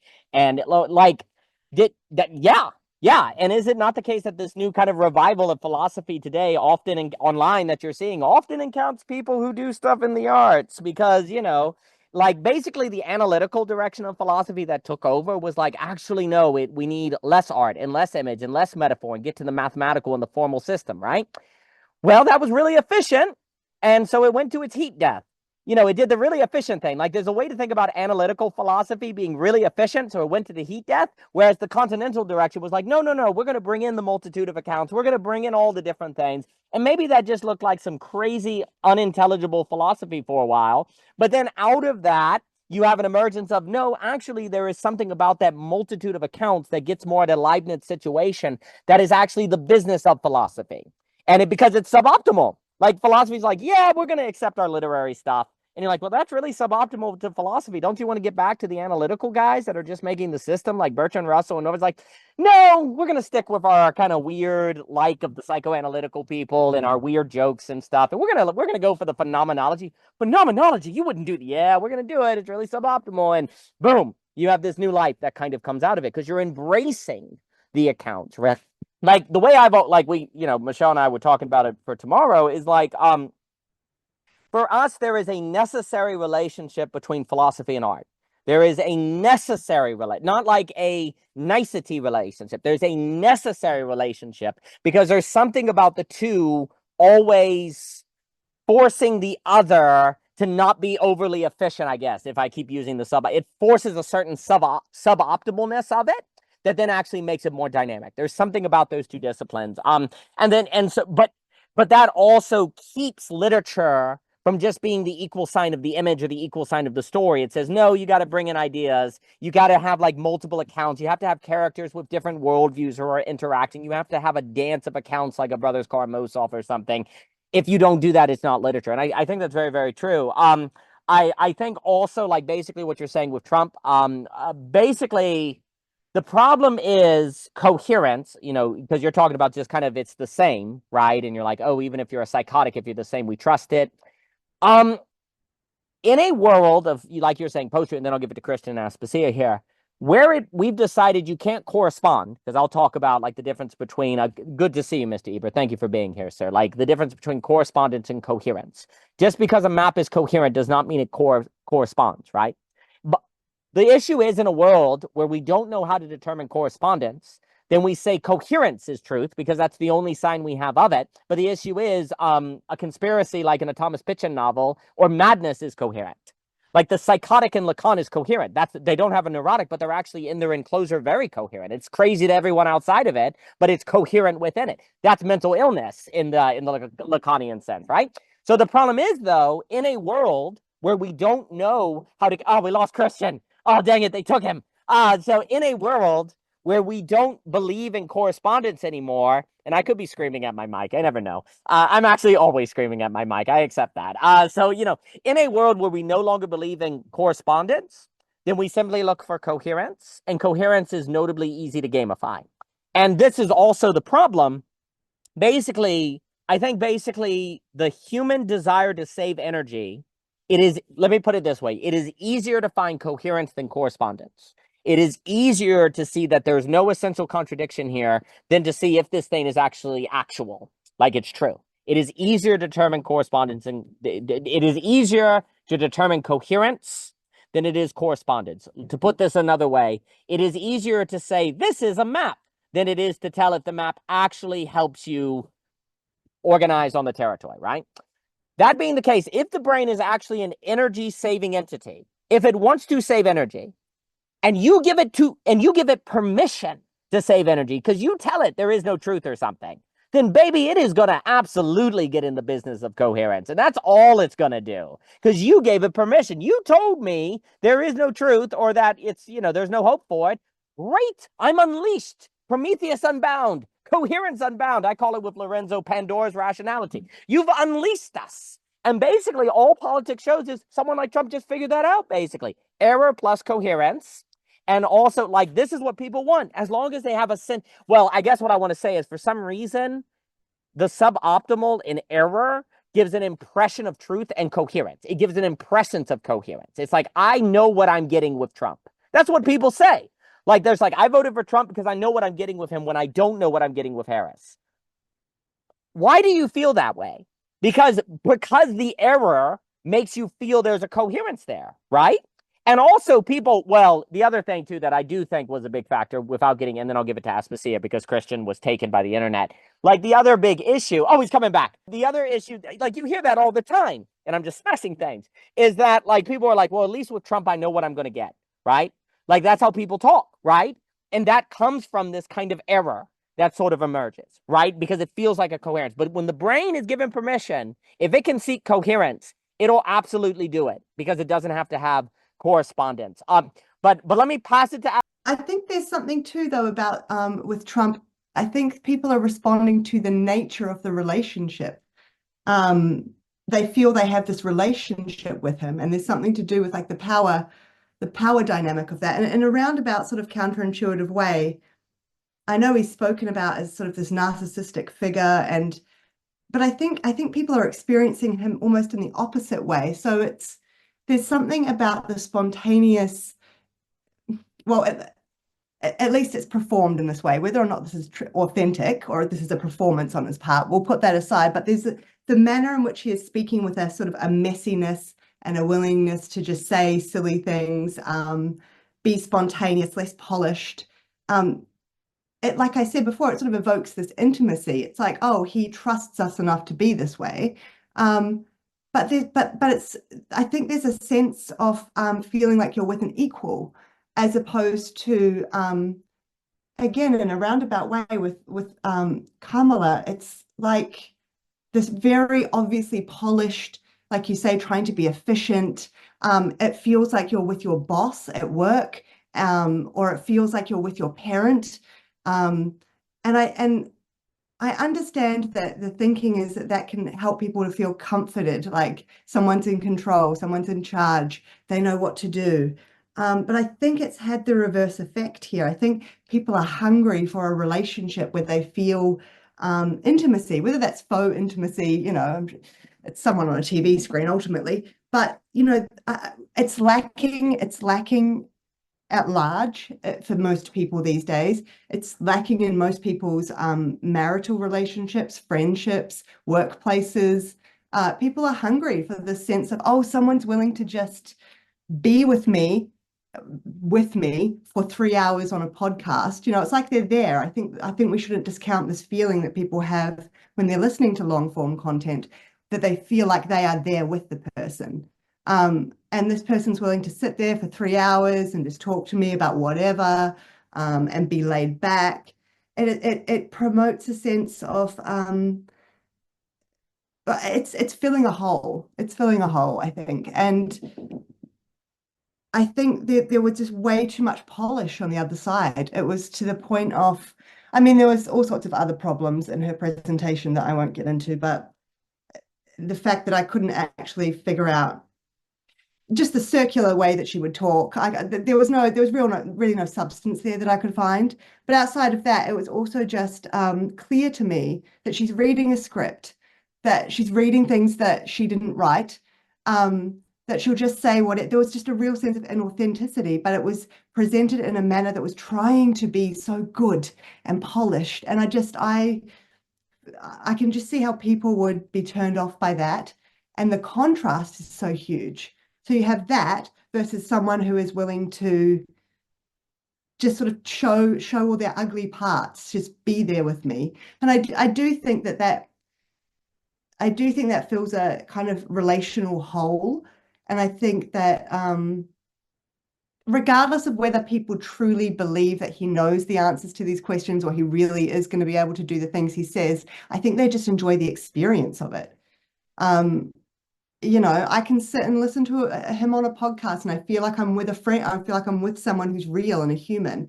And I just think that experience is really part of the pull, as opposed to people necessarily believing that he's going to have all the answers or do a good job. Or I just think it was a reinforcing experience and they like that and they would rather be with that and see that on their screens every night. And enjoy that experience over 4 years than this kind of coming out and mum's coming out to talk to me now like I'm an idiot. And and I know that that's not the design, but in a roundabout way, that's how it comes across. It's quite patronizing and people get enough of that kind of relationship everywhere else, to be honest. And I think that they just want something different. And in the absence of them going out and finding those other kinds of relationships in their life, they have an opportunity here with someone like Trump, I guess, to feel like they are establishing that. So for what it's worth, I think that's really a really important factor in all of this. There is something to the power dynamic and the feeling like I'm with someone who's approaching me like an equal, yes, as opposed to this very, yeah, I think with Kamala, it was very like inflated. Like she gave me the sense of like she's very inflated, and I don't know, but also trying to do the thing where she's down on your level, and it was just, yeah, there's an ickiness to all of it that was very unfortunate, because it makes the contrast so great, and so the pull is going to be bigger towards this other kind of relationship. That's how I see it. I think everything you just said was magnificent. Well, you know, as just a note, and then I'll give it to Christian here. The very fact that if you say, I like Trump, you could be canceled or hated or like you feel nervous to say that, that's actually one of Trump's greatest gifts. Because then people get in the poll booth where no one's going to know if they voted for Trump or not. And they go, F you. That's what they literally say. You've not allowed me to ever say anything good about Trump. You've not allowed me to get on a podcast and say anything without making me feel like a fascist or a Nazi. I'm not even allowed to say anything good about him without being shut down. And yet you're telling me he's going to shut down the country and not let everyone speak and put him in internment camps. But all you ever do when I try to talk about Trump is make me feel like a terrible person. Well, F you. And that right there, that psychological explanation where getting in the voter booth allows a kind of release. I've wanted to say something nice about Trump for years, and they wouldn't let me, and now I can, and they can't stop me. That right there gives you a lot of, exactly, because that happens in a relationship, right? My husband would never let me say anything. Well, now I am, buddy. You're going to hear me. And that, because how is it? Like, you know, the pollsters, again, were atrocious. They were obviously atrocious. And of course they are. Do you think any Trump person on the phone is going to say they're going to vote for Trump? Of course not, because all they hear all day long is he's Hitler. I'm not going to tell you I'm voting for Hitler. And also, I'm scared to death if I tell you that I like Trump, you're going to come like shut down my small business, or you're going to shut down my Facebook. No one is going to give you accurate information because they're scared to death of what you're going to. It's like, what are you talking about? They're never going to do. You know what? Do you know what a massive factor was for people's voting that was never mentioned once in the last 2 years that clearly came up very often? COVID. People are really freaking mad about that. And they're like, what administration did all of this? It was the Biden administration. People are really angry that they weren't allowed to say, I don't know about the vaccines. Algorithm shuts you down, can't say that, gone, evil, demon, anti-vaxxer. People are like, I just want to talk about it. No, anti-vaxxer, hate you. People are like, you know what? F you. And like this, to me, if the Democrats don't, like, I've really been enjoying Bernie Sanders, honestly, because he's so right. He's like, when y'all stole the primary from me and gave it to Hillary, you did this to yourself, a-holes, because you had this coming. You guys knew what was best. Oh, really? Okay. Well, guess what? It might be 20 years before you have any power. Bernie Sanders has been great. Simply because he has been so correct on what he has said. And the thing is, to me, you cannot be constantly, if you make people feel like they can't even talk about something, that's like the reason I bring all this up is because it's a relational thing. If in a relationship, you're just made to feel that whenever you bring something up, you're the worst person in the world, or you're a failure, and you repress, and you repress, and you repress. And there's finally that guy at the bar who doesn't make you repress. That's how affairs happen, right? That's how terrible things occur. If you think Trump is the worst person on planet Earth, precisely by not letting people talk about Trump, you have set them up to court the affair with Trump. That's what the Democrats have not figured out because they don't have enough of a freaking understanding of human beings, in my opinion. The psychoanalysis, like you also too, like the other thing that, again, that just, okay. So anyone who asked about Biden's age for the last 4 years was called a horrible human being. You were a monster. He's as sharp as they've ever been. And anyone who questioned it is a monster. And then it's obvious that everyone was right. And yet now you know how much that pissed people off when you basically, this is what I'm getting at. If the average person has to choose between gaslighting or BSer, because Trump is a legendary BSer, they will pick the BSer every day of the week. There is nothing that human beings hate more than gaslighting. If you have to choose between gaslighting, which is, I don't know if you're telling the truth. No, of course we are. Like gaslighting, right? Like all liberals have talked about for 15 years is gaslighting, basically. It's all just been constant as they have been the legendary gaslighters, right? That's how relational dynamics work, right? Like if you're constantly made to feel like I'm clearly seeing this and you're constantly telling me like I'm awful and I'm a terrible human being, then eventually people get really, really upset. And I don't like the term gaslighting either, but I don't know what else to use right now. It's become such like a cliche term. But this is the problem. This is what the people who have made it a cliche don't even know when they're doing it then. That's what's nuts. Like everyone else gaslights as they gaslight. Like when they actually are indeed gaslighting. It's like, we think Biden is too old. He's not old. What are you talking about? I don't see the same thing you see. Gaslighting is where people look at something clearly and everyone constantly says, what are you talking about? I don't see it. And they obviously do, but they're acting like they don't. That's true gaslighting, right? I don't think people know what they think gaslighting is when someone won't let you talk.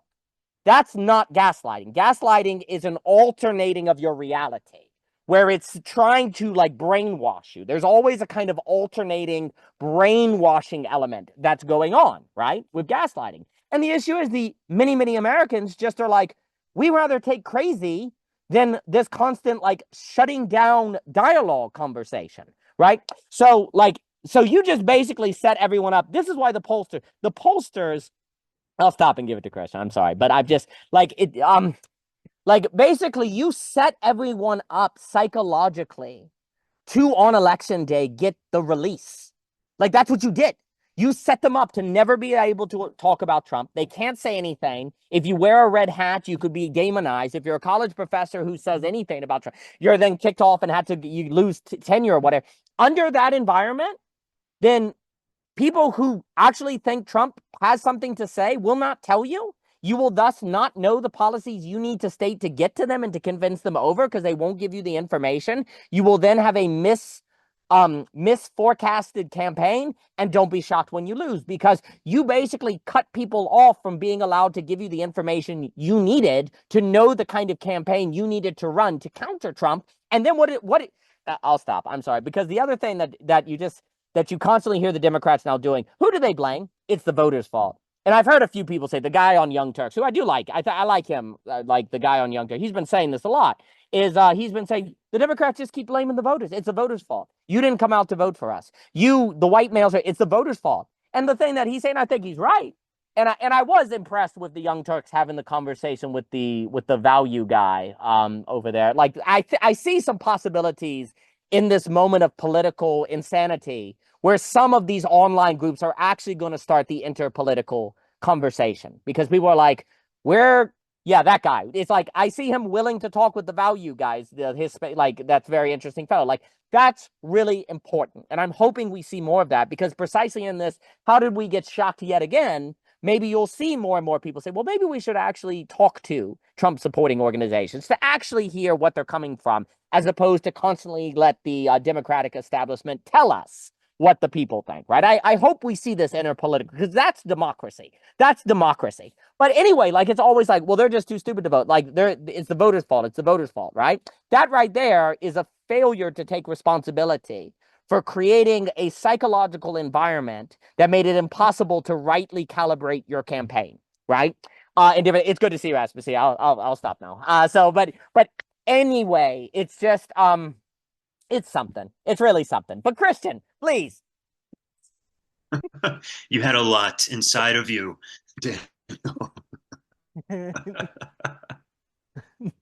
There's a little story that I think illustrates your thoughts there about the voter booth as kind of confessional. At the beginning of the mask mandates, I was at the grocery store, and there's a cowboy there who no one's going to make him wear a mask, and he's looking around, silently protesting, and making sure to catch people's reactions and taking some joy in everything. And then we happened to be checking out at the same time. And so I see him get into his car with his wife. He gets in the passenger seat. He takes his cowboy hat off. After the doors are closed and they're pulling out of the parking space, he briefly puts on his MAGA hat and looks around with this goofy, shit-eating grin, like, and then immediately takes the hat back off and puts his cowboy hat back on. Like and I think it's that same thing. It's like, just look at me, break your rules, your stupid rules. And they want that so bad. I do think I know it's such a cliche term, but I do think narcissism is the way to describe what Trump does, very broadly, at least. And I was thinking about this while you're talking, and I think one way to talk about at least one of the strategies of the narcissist is that they make you feel in an intimate relationship with them while they are not in an intimate relationship with you. And it's like a skill that can be honed very well. I was thinking also about this idea about Trump being in his body, and I think he is, and to a certain extent, or at least maybe he is, but his body is shut down to some extent, right? He's in there, but it's not much of a body, so to speak. One thing I noticed is I've never heard anyone remark on this, but I'm sure someone has. I've never seen Trump laugh ever. Certainly not like a belly laugh, like like a good humored real laugh. Maybe he chuckles or something. I don't know, but like he makes these just quote unquote jokes all the time, but I've never seen him laugh. He's never been caught in his own gut, his hara, his like instinctual body. It's all kind of from like the top half up, at least, you know, from the neck up or something. Maybe some heart, maybe the top half of the heart, but not the bottom half of the heart. And then on the other hand, you have Kamala, who's got the fake laugh, right? The you know, I won't say, but you know, the plastic laugh. And to use a metaphor, I was thinking it's kind of like if you thought about it with cars. Kamala has this car body that, you know, the engine in it is not the engine that belongs in that car. It is a false advertisement. It's a fraud. Trump has a shitty old jalopy.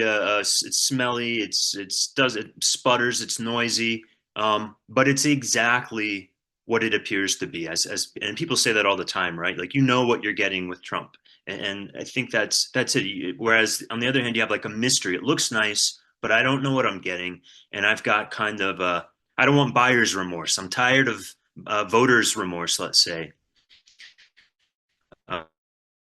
and voting for something and not getting what I thought I was supposed to get. And people are fucking tired of it. They want to know what they're getting, and they never do, except with Trump, or at least it appears that way. At least you're led to believe effectively that you know what you're getting. But most people probably don't actually know what they're getting. But I've noticed this same dynamic locally as I work with state politics. I haven't been very politically engaged before, but I started, you know, advocating for bills and stuff like that. And it's the same dynamic. The Republicans are so much more agreeable and friendly as people. And I don't agree with their kind of axiomatic beliefs. And they often have limited circles of compassion, but they're kind of salt of the earth people. And then the liberals and Democrats, who I will often agree with their axioms, are condescending, and they come up with solutions to a problem that we both agree are a problem, but their solutions don't make sense. And if you try to explain to them, no, that's not going to work. No, they know best. And it's like, well, fuck, guys. And what am I supposed to do here? You're just, am I supposed to support you just because we agree on the problem, but you don't have fucking solutions that make any sense? And I've been the last couple days, because we had our local elections here, and I was really rooting for this guy, for our county supervisor, who was running as an independent, and he actually did pretty well, but he couldn't beat out the Republican in our kind of deep red county here. And I had this whole plan that people have been pressuring me to run for some type of elected office. And I was like, if I ever do it, I'm going to run as an independent. I had this whole strategy planned out. And now I'm thinking, if I ever do it, and I don't know that I will, I'm probably just going to run as a fucking Republican, even though I have very little to do with the Republican Party. I mean, what else am I going to do? I'm going to have to do it. But that's the nature of politics, that the people around here, they want that more salt of the earth, approachable, what you get kind of thing. And while I do believe that that's the kind of person I am, I don't hold all the same cultural values as them, but I'm very open and honest about that. And I can, so I don't know, but it's just interesting to think. It sent me for a trip that I even seriously considered it over the last 2 days. It's like, fuck, would I do that? Could I? I don't know why not, I guess. But all of this, the problems are describing the disconnect between the voters and the real politics, so to speak. What do we do about that? It's something I've been thinking about a lot and trying to address locally. And I don't know that I have the answers here, but and I think I talked about this the last time I was in the net. But what I'm working toward is an interstitial kind of layer of sense making between my neighbors and the policymakers and the complexity of the issues and all of that. And I, if we don't do that, are we ever going to fix these problems of politics? I don't know that we can. I don't think it's going to be a matter of getting a finally actually good candidate in place. That's just not going to work because of how people vote. And so where does that leave us? You're also not going to get everybody to start reading New Yorker articles, New York Times articles, where they're going to like super up their own sense making skills. So I think that there's a need for people to be what I call community lobbyists, where their job is to know their neighbors and our local situations and people's feelings, to know what's going on with the policy making, to understand the actual nature of problems and policy itself, and then help bridge the divide there in a way that makes sense for your neighbors and is effective at the Capitol. That was ostensibly why I went on Nate's podcast this morning, was to talk about that. Although we didn't get into the nitty gritty as much as I'd like, we ended up just talking about my local homesteader community for the most part. But it's there. Here's when I thought, I'm pretty sure Trump is going to win. And it was just in the last few days when there was this campaign. I don't know if you guys saw it in your areas, but they put out all these signs that said Trump high taxes, or Trump low taxes, Kamala high taxes, Trump security, Kamala open border. And it's a very simple sign. And I was just like, that's going to fucking work. It's going to work, because in lieu of actually understanding situations and all the complexity, all people can rely on is this associative way of thinking. Like, this idea adjacent to this idea, thus some type of equivocation, right? This really broken isness, where it's this is that. Kamala is brat. Trump is low taxes. And this is, one thing where I also think art might play a role. Philosophy as well, but maybe art for more people is to, and maybe this is like requires nothing short of some amount of cultural revolution, but like an example I use is that one does not equal one. And I'm sorry to sound like Terrence Howard or whoever, or something like that. But and I say, look, the one on the left side of the equal sign has the property of being on the left side of the equal sign. The one on the right side of the equal sign does not have that same property, right? And so this is that point you were making earlier, Daniel, that we rely on language, but it is necessarily not the territory. The map is never the territory. But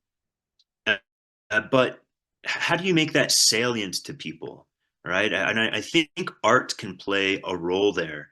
It takes creativity, it takes emotion, it takes something so that people can access their deeper psychological programming and kind of get into the ones and zeros and start shifting things around. And propositional thinking isn't always very good at that. Even if you can say, yeah, well, one doesn't actually equal one, you'll still feel like one equals one, which is helpful, of course. But to know in your gut that they're to almost aesthetically be to see the salience of that, or to have it be salient to you, I think is hard. And I don't know, maybe, of course, not everyone will ever get to the point where they'll have that level of cognitive sensitivity, but maybe if we can get enough people to understand the brokenness of correlative thinking and of false isness, we can have a group of better thinkers. I'm very optimistic about that. Maybe too optimistic. That I think there are psychotechnologies and forms of education that can kind of rise the tide on our, let's just to put it crudely, our general intelligence in many domains. I think it's too much of a foregone conclusion to say, like, you know, whatever you kind of get out of the box is what you get. I've just seen too many counter examples to that kind of attitude to take it fully whole cloth. But it's a lot of problem space that needs exploring. No, I think that's exactly right. It makes me think of there's a wonderful book, Fiery Convictions by Karen Pryor, on Hannah More, who was the great abolitionist, and she was almost married to Samuel Johnson. And she had this wonderful line at the very end. She did an education program and said it is imagination more than logic that changes the world. And her idea that if they wanted to end the slave trade, it was going to be primarily an imaginative, aesthetic, and artistic movement. First, because until that occurs, people will not feel like slavery is wrong. And until that occurs, it will not be abolished. So the imagination has to move first. And there is something about philosophy only spreads to the degree that it moves into art. Like the spreading variable, the scaling property of philosophy is art, I think. Ideas don't scale. The scaling of ideas is contingent on to the degree it can move into the arts, which of course is one of the reasons why propaganda tends to win, because those are the easiest ideas and the easiest art. But great art our challenge is to figure out ways to make the great ideas, if you will, the ideas that are really needed today in sense making, to bring them into art. Well, that means you have to, dare I say, gain two incredible capacities. The capacity to think the kind of philosophy needed today, and then knowing how to do art that can actually manifest that. You have to do both of that. Well, that's really a high mark, but perhaps that is why this is the age when we have technology where levels of education are possible like they are now through YouTube, overcoming the introduction problem. The social coordination mechanism perhaps is the technological horizon that makes it possible for human subjects that actually can develop both of those skills, or figure out how to work in communities that can do both of those together, that actually are going to rise to the occasion of figuring out how to create images, metaphors, art, beauty, etc., experiences of beauty, strikes of beauty, that are actually going to allow the scaling and spreading of ideas of a certain quality that are needed today to actually deal with some of these problems. I think that's the case. I think you also, I'll give it to Jock in here. What you said on the belly laugh, that's a really interesting insight. I had not thought of that, Christian. That's really interesting. You're right. You've never really seen that jovial Chesterton laugh from Trump. That's fascinating. And I think also, well, it is weird how narcissism creates intimacy, right? Like it can create this weird intimacy in the narcissist because they want to be liked. That's the funny thing. The narcissist wants to be liked. So they actually use intimacy strategies to be liked, to know that they're liked, which feeds their narcissism, right? The antidote to that is openness in relationship. And what did the Democrats do? We're not open to you if you like Trump. So anyone who was caught in the web of that narcissism was denied relationships with people outside of that narcissism, which is the necessary antidote to escape it, because they were told that they were hit like Nazis or something, right? So you created the perfect psychological mistake. Like you denied the people in that narcissist web precisely what they needed. Somebody on the outside, because everyone on the outside said you're a Nazi. And so it was a complete mismatch, in my opinion. The other thing I'm coming to appreciate more and more, over the years that I've been thinking about, I'll give it, very often I thought it was a disadvantage. I know I said that, where very often, what do conservatives say about liberals? They have good intentions, but they're wrong, right? Whereas liberals say that conservatives are like fascist, racist, and xenophobics, right? I think that has actually been an asset to conservatism now. I think for years it has seemed like a disadvantage, because you could always you could see the good side of the liberal, you could see good intention, even if you thought the Marxist was wrong, you could say what they want to help people. And I think you could argue that Democrats and maybe more liberal people sometimes have exploited that and used that to defend themselves, right? And be like, well, we have good intentions, even if our policy doesn't work. We have good intentions, so we're good people. Regardless whatever anyone thinks about that, in the conservative or more the Republican person, seeing their opponent as having good intentions, that makes them perhaps more open to listen to them, to be more civil, and to read their books and to read their ideas, right? Like you're saying, the Republican you meet, even if you don't agree with their axioms or premises, they seem more civil, more willing to open to you, right? Well, if you believe people who disagree with you have good intentions, it's probably the case it's more likely that you're going to be like that, right?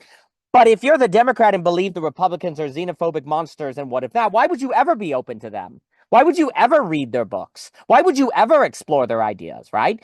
You would never do it, right? And so I am wondering if actually that pretty widespread long-term notion that liberals have good intentions even if you disagree with them has now actually proven to be an asset to Republicans and conservatives, because it has actually made them more willing to figure out, to like let me put it this way. I think it is more likely a conservative reads Marx than a liberal reads someone like von Mises. Like, I think it is more likely that a conservative will go and read someone like that they strongly disagree with than it is for a liberal to, at this point, read someone they strongly disagree with. If I were a betting man, well, that's certainly been my experience. Not obviously all the time, but many of the more democratic liberal people who have read von Mises, they're not extreme. They tend to be more, well, Bernie Sanders kind of liberal, right? Like that's really important. They tend to be more of the, well, classical Democrat Jim Webb kind of version, right? But once you move into the Kamala Harris kind of Democrat, they have not read von Mises. They have not read Friedrich Hayek. In fact, they think reading that is contributing to the patriarchy or something, right? Whereas the conservative, they may think Marx is a monster and like destroyed the world, but they're actually still more willing or more likely to have read Marx, precisely because they think it's good intention that doesn't realize human nature to use the state to exploit people or something, right? So that difference, I think, has actually made over time really made a really big difference. I've been thinking about that recently, and then the last thing I'll say, and then give it to Mr. Jockin, is I do wonder, I actually have a kind of hope in the sense of I wonder if people are going to look at national politics and kind of go, yeah, it's kind of done. It's either going to be like a guy like Trump who can exploit the game by being kind of a error, like Ebert was saying, or it's going to be someone fake like Harris. So it's kind of like done. Even if your guy won, I wonder if there's going to I actually wonder if we're going to see a general disinterest in national politics in favor of like concrete policies on the local level, or just concrete platforms, or like the actual like conversation that people are having of ideas. I actually wonder if you're going to see a general movement away from national politics. I know that may sound odd because you're like, what are you talking about? The Trump people are going to be all about national. I don't know. I don't actually know. I think a lot of Trump voters just want to be left alone, honestly. They just want to they just like, we hate you, go away. We can't trust you, go the frick away. Now, whether they are right in voting for Trump or that, I do think there is a kind of like get out of our lives feeling that a lot of people have, right? And I actually wonder if in a positive way, that means people are actually going to focus more on just concrete local politics and like the actual localism. I do wonder if we're going to see that. And I think that would be a contrarian bet. Maybe I don't know if it's a contrarian bet. I feel like it's a kind of more contrarian bet, but I kind of feel like people are going to become less political and they're going to become actually more concrete. Like, it's all madness. Even when our guy wins, it's madness. Even like, it's just, so what are the concrete things we can do? I think we're going to see more of that. And I actually think democracy is, well, again, it's my bias. I think the 3-hour podcast, the liminal web, the social coordination, the stuff that we're doing sense making, I think people's interest in democracy like that versus the national election is going to increase, because people are just like, yeah, even when we win, it's dysfunctional. Even when our guy wins, there's a kind of like, it's kind of like dysfunctional. It even feels dysfunctional. And that's going to actually push people into more sense making and localism. I actually do wonder that. And I think we might see that. Just a kind of exhaustion with it. Just a kind of like, frick.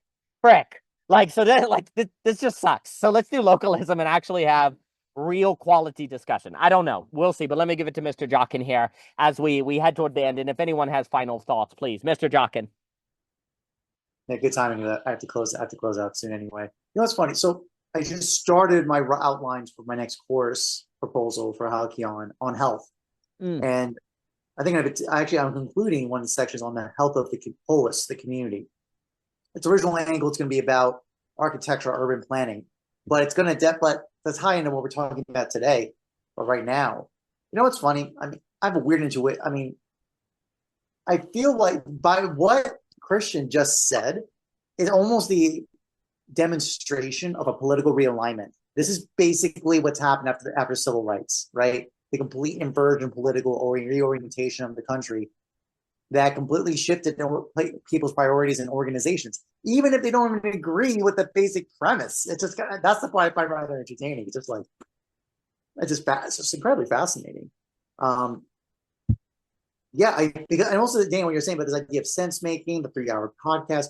My God, because the thing is, like, again, the election is again the mode of efficiency of a I see the election in the same modality as the Supreme Court justices. Because let's remember that see the reason why people care about the natural elections, Daniel, is because of the power of the president to nominate the Supreme Court justices. Now, isn't that interesting that our democracy affect? Because I was talking to a friend of mine about this.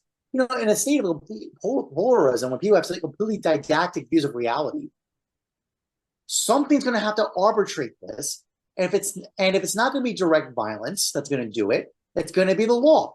That's how it gets handled. Now, the law has it behind it, the power of the state, but at least that's how we've decided how to deal with this. This basically our functional answer is a quasi. I don't want to call it a. I mean, oh God, what's that word? It's ruled by the few.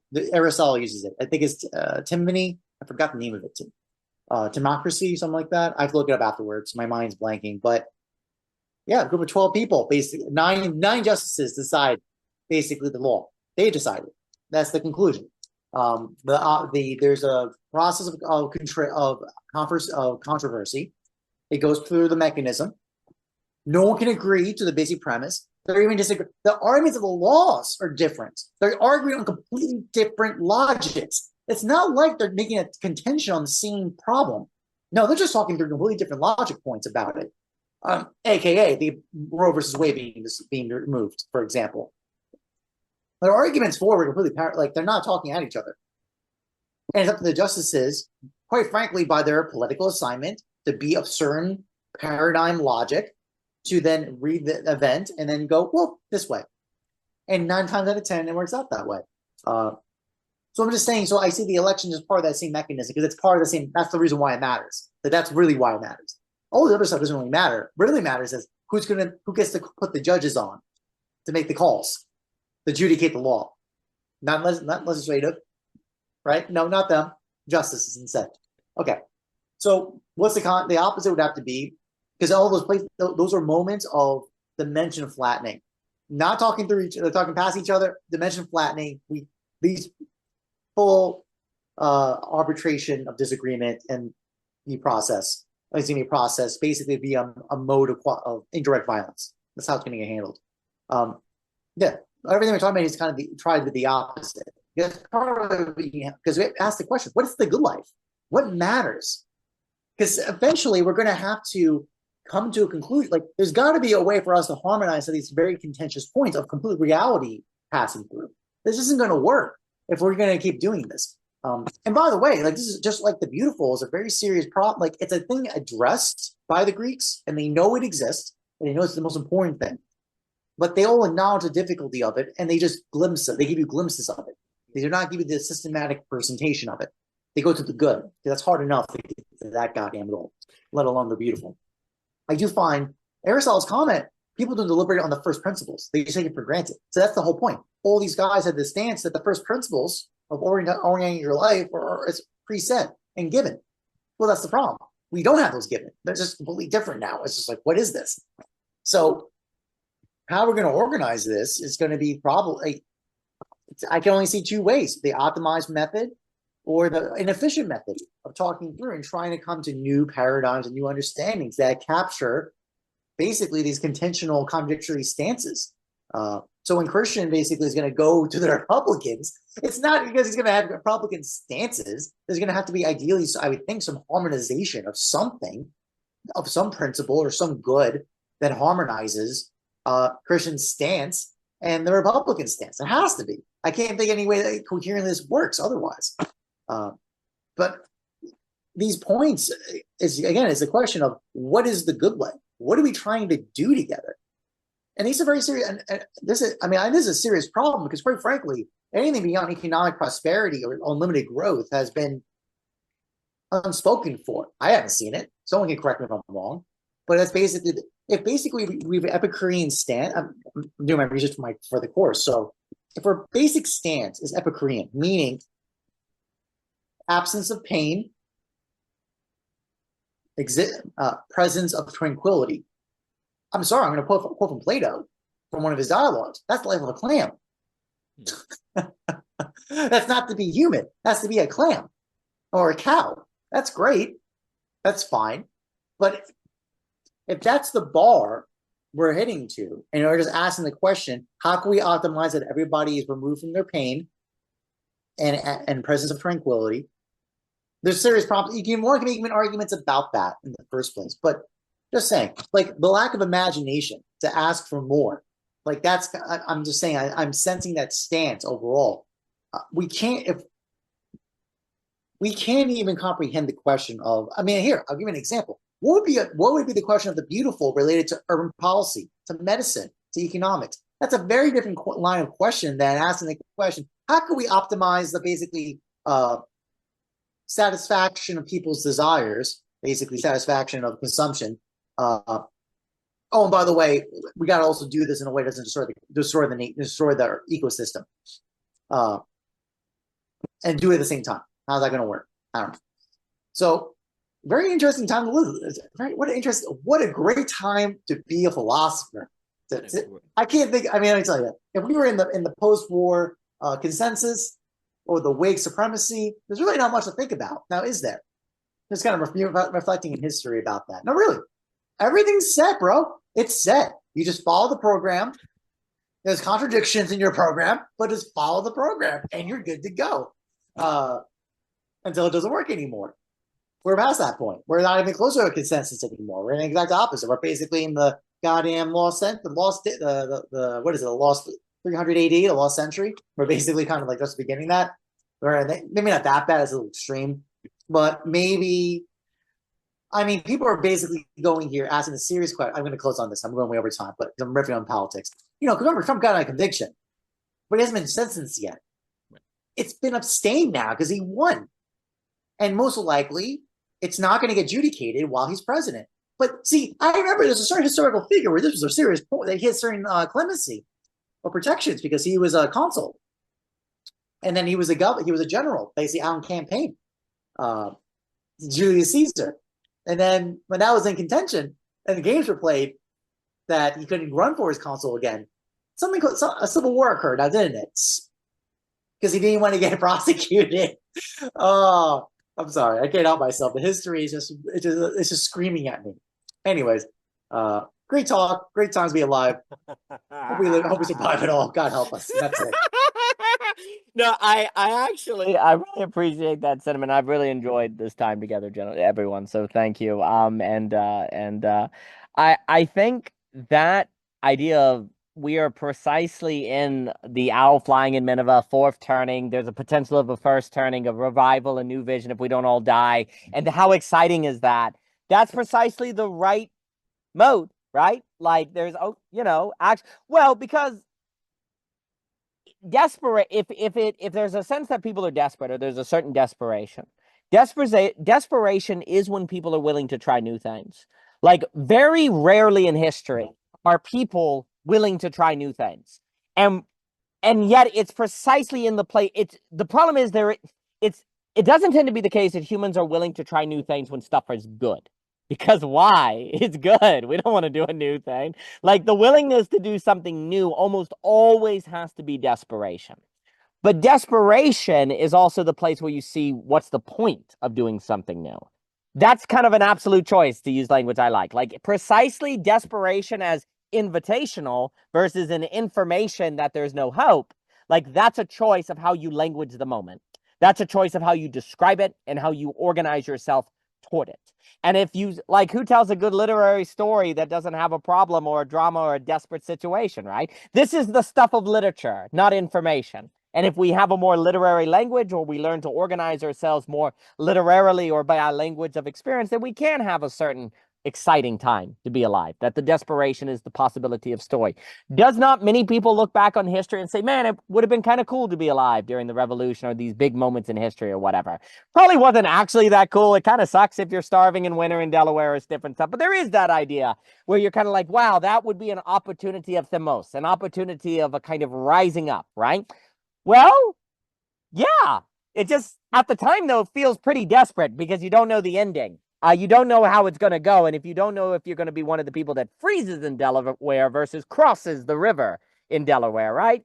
But that is the moment of desperation that makes those things possible. Desperation can be creative based on how you respond to it.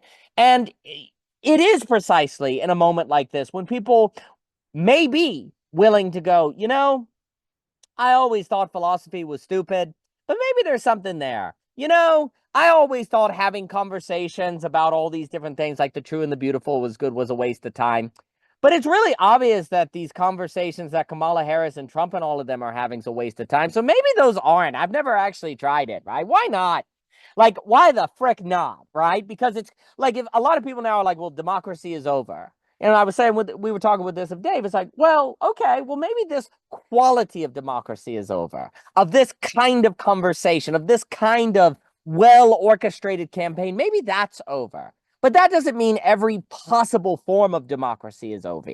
Maybe there's a form of democracy that's more localism and bound together with sense-making that is actually suboptimal, that is engaging in these long-form conversations to get at the good life, which is incredibly difficult. That seems like it can't be gotten at any other way. Why not try it? You're desperate. Why not? And so that very desperation, I think, can be a forcing function to make people try things that they wouldn't try before. And look, a reason we should have some degree of hope that people can be more nuanced and more complicated than we think actually did come out at the election. Like, we see the thesis that demographics is destiny, that's over. You had a very large percentage of Latinos and black minorities that voted for Trump.